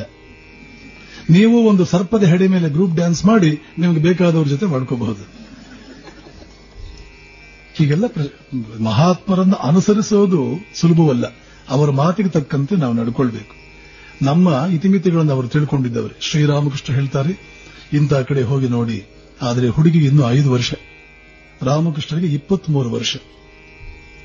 ಆದರೆ 300 ರೂಪಾಯಿ ವಧು ದಕ್ಷಿಣೆ ಕೊಟ್ಟು ಹುಚ್ಚು ಹೋದ್ರೆ ಸಾಕಪ್ಪ, ಏನಾದರೂ ಆಗಲಿ ಅಂತ. ಆಗಿನ ಕಾಲದ 300 ರೂಪಾಯಿ ಅಂದ್ರೆ ಇವತ್ತು 300,000 ರೂಪಾಯಿ, ಒಂದು ರೀತಿಯಲ್ಲಿ 3 ಲಕ್ಷ ರೂಪಾಯಿ ಅಂತ ಹೇಳ್ಬಹುದು. ಅಷ್ಟು ವಧು ದಕ್ಷಿಣೆ ಕೊಟ್ಟು ಆ ಮಗುವನ್ನು ಹಳ್ಳಿಯಿಂದ ಎತ್ಕೊಂಡು ಬಂದ್ರು. 5 ವರ್ಷದ ಮಗು ಅದು. ಆ ಮಗುನ ಎತ್ತಿಕೊಂಡು ಬಂದು ಶ್ರೀರಾಮಕೃಷ್ಣನ ಜೊತೆ ವಿವಾಹವಾಯಿತು. ಆದರೆ ಎಂದಿಗೂ ಸಾಮಾನ್ಯರಂತೆ ಬದುಕಲಿಲ್ಲ. ಅವಳಾದರೂ ಇವರನ್ನು ಮೀರಿಸುವಂತಹ ತಾಯಿ. ರಾಷ್ಟ್ರಕವಿ ಕುವೆಂಪುರವರು ಇವರೀರುವರು ಹೇಗೆ ಬದುಕಿದರು ಅಂತ ಒಂದು ಕವನ ಬರೆದಿದ್ದಾರೆ. 8 ತಿಂಗಳು ಪುಟ್ಟ ಮುಗ್ಧ ಬಾಲಕ ಮತ್ತು 6 ತಿಂಗಳ ಬಾಲಕ, 6 ತಿಂಗಳ ಬಾಲಕಿ, ಮುಗ್ಧ ಮಕ್ಕಳು ಒಂದೆಡೆ ಜೀವನ ಮಾಡಿದಂತೆ 8 ತಿಂಗಳು ಒಂದೆಡೆ ಜೀವನ ಮಾಡಿದ್ರು. ಅಷ್ಟು ಮುಗ್ಧ, ಅಷ್ಟು ಪವಿತ್ರ, ಅಷ್ಟು ಸರಳರಾಗಿ ಜೀವನ ಮಾಡಿದ್ರು. ಹೀಗೆಯೇ ಬರುತ್ತೆ. ಇದನ್ನು ನೋಡಿದಾಗ ಹೀಗಿರಬೇಕಾದ್ರೆ ಇನ್ನು ವಿವಾಹವಾದರೂ ಯಾಕೆ ಬೇಕಾಗಿತ್ತು? ಇದನ್ನು ನೋಡಿ ಹೀಗೆ ಸ್ವಲ್ಪ ಯೋಚನೆ ಮಾಡುತ್ತಾ ರಾಮಕೃಷ್ಣರ ಜೀವನಕ್ಕೆ ನಾವು ಒಂದು ಹೊಸ ಅರ್ಥವನ್ನೇ ಕಲ್ಪಿಸಿಕೊಳ್ಳಬೇಕಾಗಿದೆ. ದುರ್ಗಾ ಸಪ್ತಶತಿ ಅಂತ ಒಂದಿದೆ. ಜಗನ್ಮಾತೆಯ ಮಹಿಮೆಯನ್ನು ಕುರಿತು ಒಂದು ವಿಶ್ವರೂಪ ದರ್ಶನವನ್ನು ಕೊಡುವಂತಹ ಒಂದು ಪುಸ್ತಕ. ಭಾರತೀಯ ಆಧ್ಯಾತ್ಮಿಕ ಪ್ರಪಂಚದಲ್ಲಿ 3 ಮುಖ್ಯ ವಾಹಿನಿಗಳು. ಒಂದು ವಿಷ್ಣು ವಾಹಿನಿ ಅಥವಾ ವೈಷ್ಣವ ವಾಹಿನಿ, ಇನ್ನೊಂದು ಶೈವ ವಾಹಿನಿ, ಇನ್ನೊಂದು ಶಾಕ್ತ ವಾಹಿನಿ. ಪರಮಾತ್ಮನನ್ನು ನಾವು 3 ಪ್ರಧಾನ ರೂಪದಲ್ಲಿ, 3 ರೂಪದಲ್ಲಿ, ಕೆಲವರು ಯಾವುದೋ ಒಂದು ರೂಪದಲ್ಲಿ ಆರಾಧಿಸುವುದೇ ನಮ್ಮ ಪರಿಪಾಠ. ಕೆಲವರು ವಿಷ್ಣು ರೂಪದಲ್ಲಿ, ಅವರನ್ನು ವೈಷ್ಣವರು ಅಂತ ಕರೀತೀರಿ. ವಿಷ್ಣುವೇ ಹೌದು, ನೀವು ಯಾರನ್ನು ವಿಷ್ಣು ಅಂತ ಕರೀತೀರೋ ಅವರೇ ಶೈವರ ಶಿವ, ಅವನೇ ಶಾಕ್ತರ ಶಕ್ತಿ. ನೀವು ವಿಷ್ಣು ಅಂತ ಕರೆಯೋದಾದ್ರೆ ಅಡ್ಡಿ ಇಲ್ಲ, ನೀವು ವಿಷ್ಣುವನ್ನೇ ಆರಾಧನೆ ಮಾಡಿ, ಚಿಂತೆ ಇಲ್ಲ. ಅಷ್ಟು ಅರ್ಥ ಮಾಡಿಕೊಂಡಿದ್ದೇವೆ ನಾವು ಆಧ್ಯಾತ್ಮಿಕತೆಯನ್ನು. ವಿಷ್ಣುವಿನ ವಿಶ್ವರೂಪವನ್ನ ಭಗವದ್ಗೀತೆಯಲ್ಲಿ ಶ್ರೀಕೃಷ್ಣ ತೋರಿಸ್ತಾನೆ. ಶಿವನ ವಿಶ್ವರೂಪವನ್ನ ಶಿವ ಎಂದಾದರೂ ತೋರಿಸೋದ್ನೋ ಏನೋ ಗೊತ್ತಿಲ್ಲ, ಆದರೆ ಯಜುರ್ವೇದದಲ್ಲಿ ಸ್ಪಷ್ಟವಾಗಿ ಬರುತ್ತೆ. ಅದನ್ನೇ ರುದ್ರ ಅಂತ ಕರಿತೇವೆ. ನಮೋ ಹಿರಣ್ಯ ಬಾಹವೇ ಸೇನಾನ್ಯೇ ದಿಶಾಂಚ ಪತಜೇ ನಮೋ ನಮೋ ವೃಕ್ಷೇಭ್ಯೋ ಹರಿಕೇಶೇಭ್ಯ ಪಶೂನಾಂ ಪತಜೇ ನಮೋ. ಇದೆಲ್ಲ ಅದೇ ವರ್ಣನೆ, ಒಂದಕ್ಕೊಂದು ಆಪೋಸಿಟ್ಸ್. ಹೇ ಶಿವನೇ, ಕಳ್ಳನು ನೀನೇ, ಕಳ್ಳನನ್ನು ಹಿಡಿಯುವ ಅಧಿಕಾರಿಯೂ ನೀನೇ. ಹೀಗೆ ಶಿವನ ವಿಶ್ವರೂಪ ಅಲ್ಲಿ ನಾವು ನೋಡ್ತೇವೆ. ದೇವಿಯ ವಿಶ್ವರೂಪ ದುರ್ಗಾ ಸಪ್ತಶತಿ ಅಂತ ಬರುತ್ತೆ. ಆ ದುರ್ಗಾ ಸಪ್ತಶತಿಯ ಪಾರಾಯಣ ಬಹಳಷ್ಟು ಜನ ಇಲ್ಲೂ ಬಿಜಾಪುರದಲ್ಲಿ, ಇನ್ನು ಬೇರೆ ಬೇರೆ ಕಡೆಗಳಲ್ಲಿ ಮಾಡ್ತಾ ಇದ್ದಾರೆ. ಅದ್ಭುತವಾದ ಫಲವನ್ನು ಕೊಡುವಂತಹ, ಇಷ್ಟಾರ್ಥಗಳನ್ನ ಅದು ನೆರವೇರಿಸಿಕೊಡುವಂತಹದ್ದು. ಆ ದುರ್ಗಾ ಸಪ್ತಶತಿಯಲ್ಲಿ ದೇವಿ ಹೇಳ್ತಾಳೆ, ಯಾವ ಭಕ್ತ ತನ್ನ ಭಕ್ತಿಯಿಂದ ನನ್ನನ್ನು ಮೆಚ್ಚಿಸ್ತಾನೋ ಅವನನ್ನ ನಾನೇ ನೋಡ್ಕೊಳ್ತೇನೆ. ಹೇಗೆ ನೋಡ್ಕೊಳ್ತೇನೆ ಅಂತಂದ್ರೆ, ಪತಿವ್ರತೆಯಾದವಳು ತನ್ನ ಪತಿಯನ್ನು ನೋಡಿಕೊಳ್ಳುವಂತೆ ನೋಡಿಕೊಳ್ತೇನೆ. ಇದು ಇದಕ್ಕಿಂತ ಎಚ್ಚರ ಕೊಟ್ಟು ನೋಡಿಕೊಳ್ಳೋದು ಹೇಗೆ? ಪತಿವ್ರತೆಯಾದವಳು ತನ್ನ ಪತಿಯನ್ನು ಹೇಗೆ ನೋಡಿಕೊಳ್ತಾಳೋ ಹಾಗೆ ನಾನು ಮೆಚ್ಚಿದ ಭಕ್ತನನ್ನ, ಯಾವ ಭಕ್ತ ತನ್ನ ಭಕ್ತಿಯನ್ನು ನನ್ನನ್ನು ಮೆಚ್ಚಿಸಿದಾನೋ ಅವನ ಕಡೆಗೆ ಇಂಥ ರೀತಿಯಲ್ಲಿ ನಾನು ಗಮನ ಕೊಡ್ತೇನೆ, ಕಾಳಜಿ ಕೊಡ್ತೇನೆ. ಇದು ಸ್ವಲ್ಪ ಮಟ್ಟಿಗೆ ಸಾಮಾನ್ಯ ಮನಸ್ಸುಗಳಿಗೆ ಅರ್ಥವಾಗುವ ವಿಷಯವಲ್ಲ. ರಾಮಕೃಷ್ಣಾಶ್ರಮದ ಮಹಾ ತಪಸ್ವಿಗಳು, ಹಿರಿಯ ಸನ್ಯಾಸಿಗಳು ಆಗಿದ್ದ ಒಬ್ಬರು ಈ ವಿಷಯವನ್ನು ನಾನು ಪ್ರಸ್ತಾಪ ಮಾಡಿದಾಗ ಹೇಳಿದರು, ಹೌದು, ದೇವಿ ಹಾಗೆ ಬರುವುದು ನಿಜ, ಆದರೆ ಇಲ್ಲಿ ಅವನ ಪತ್ನಿಯಾಗಿಯೇ ಬರ್ತಾಳೆ. ಸಾಮಾನ್ಯರಂತೆ ಪತ್ನಿ ಮತ್ತು ಪತಿಯರ ಸಂಬಂಧವಿರುವಂತೆ ಮಾತ್ರ ಅವರ ಸಂಬಂಧವಿರುವುದಿಲ್ಲ.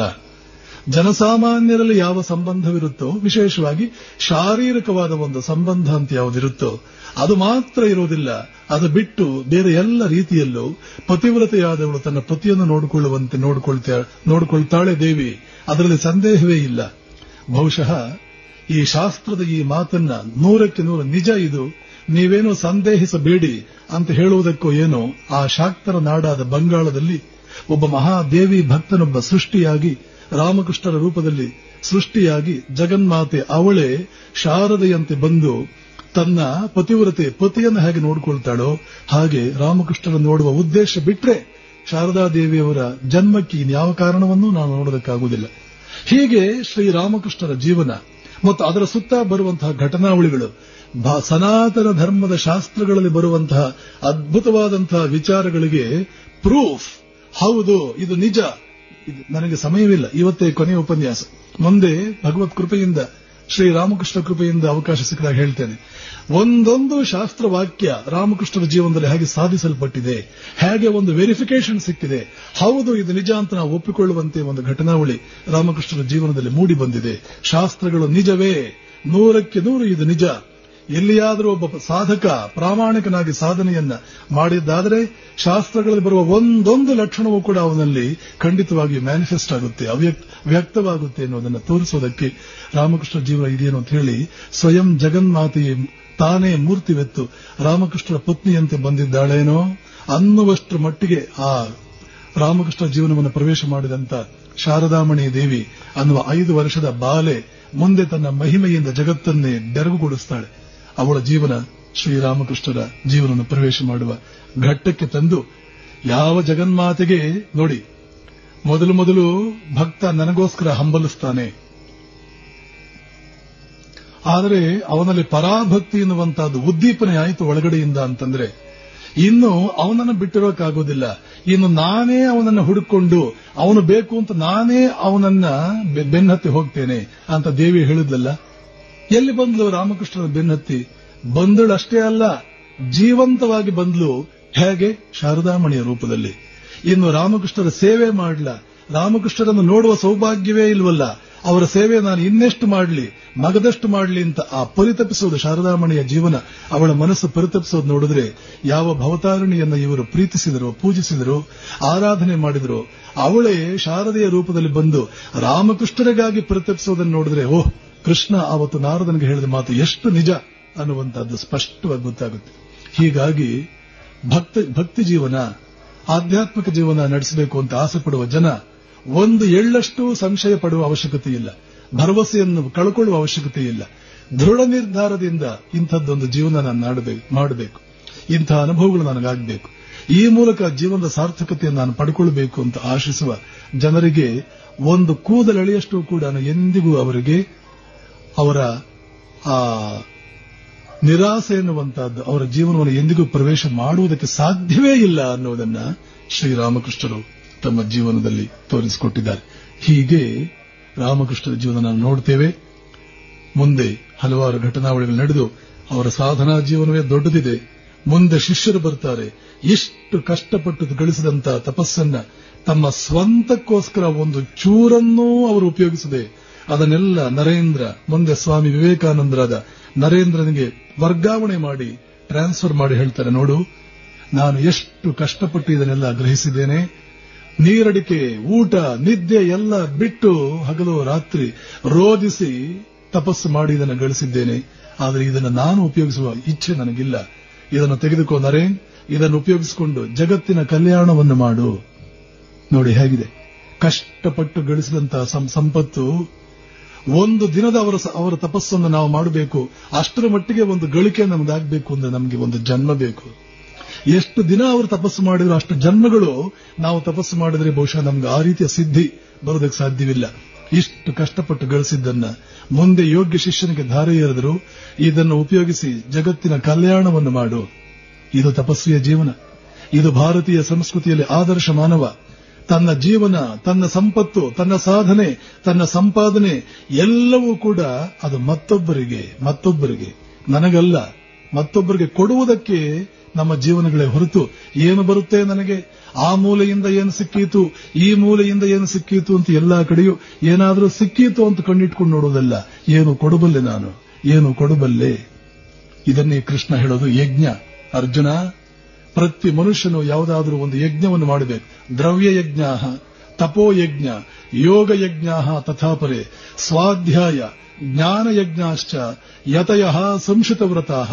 ಯತಿಗಳು ಅನ್ನುವಂಥವರು, ಮಹಾತ್ಮರು, ಸಮಾಜದ ಆದರ್ಶ ಪುರುಷರು, ಸಂಶಿತ ವ್ರತರು ಹಲವು ಯಜ್ಞಗಳಲ್ಲೇ ತೊಡಗಿರ್ತಾರೆ. ಯಾವುದದು? ದ್ರವ್ಯ ಯಜ್ಞ, ದ್ರವ್ಯಗಳನ್ನು ಕೊಡ್ತಾ ಹೋಗ್ತಾರೆ. ತಪೋ ಯಜ್ಞ, ತಪಸ್ಸನ್ನು ಕೊಡ್ತಾ ಹೋಗ್ತಾರೆ. ಯೋಗ ಯಜ್ಞ, ಜ್ಞಾನ ಯಜ್ಞ, ಸ್ವಾಧ್ಯಾಯ ಯಜ್ಞ, ಹೀಗೆ ಏನೋ ಒಂದು ಯಜ್ಞವನ್ನು ಕೊಡ್ತಾರೆ. ಯಜ್ಞಕ್ಕಾಗಿ ಬದುಕುವುದೇ ಸಾರ್ಥಕವಾದ ಜೀವನ. ಎಲ್ಲಿ ಯಜ್ಞ ವಿರುದ್ಧವಾದಂತಹ ಜೀವನ ಎಲ್ಲಿದೆಯೋ ಅಲ್ಲಿ ಏನೂ ಇರುವುದಿಲ್ಲ, ಅಲ್ಲಿ ಏನೂ ಭವ್ಯವಾಗಿರುವುದಿಲ್ಲ, ಅಲ್ಲಿ ಏನೂ ಸಾರ್ಥಕವಾಗಿರುವುದಿಲ್ಲ. ಇದು ಭಾರತೀಯ ಜೀವನ ಸಂಹಿತೆ. ನಮ್ಮ ಜೀವನಕ್ಕೆ ನಮ್ಮ ಋಷಿಗಳು ಕೊಟ್ಟ ಲೈಫ್ ಸೈನ್ಸ್.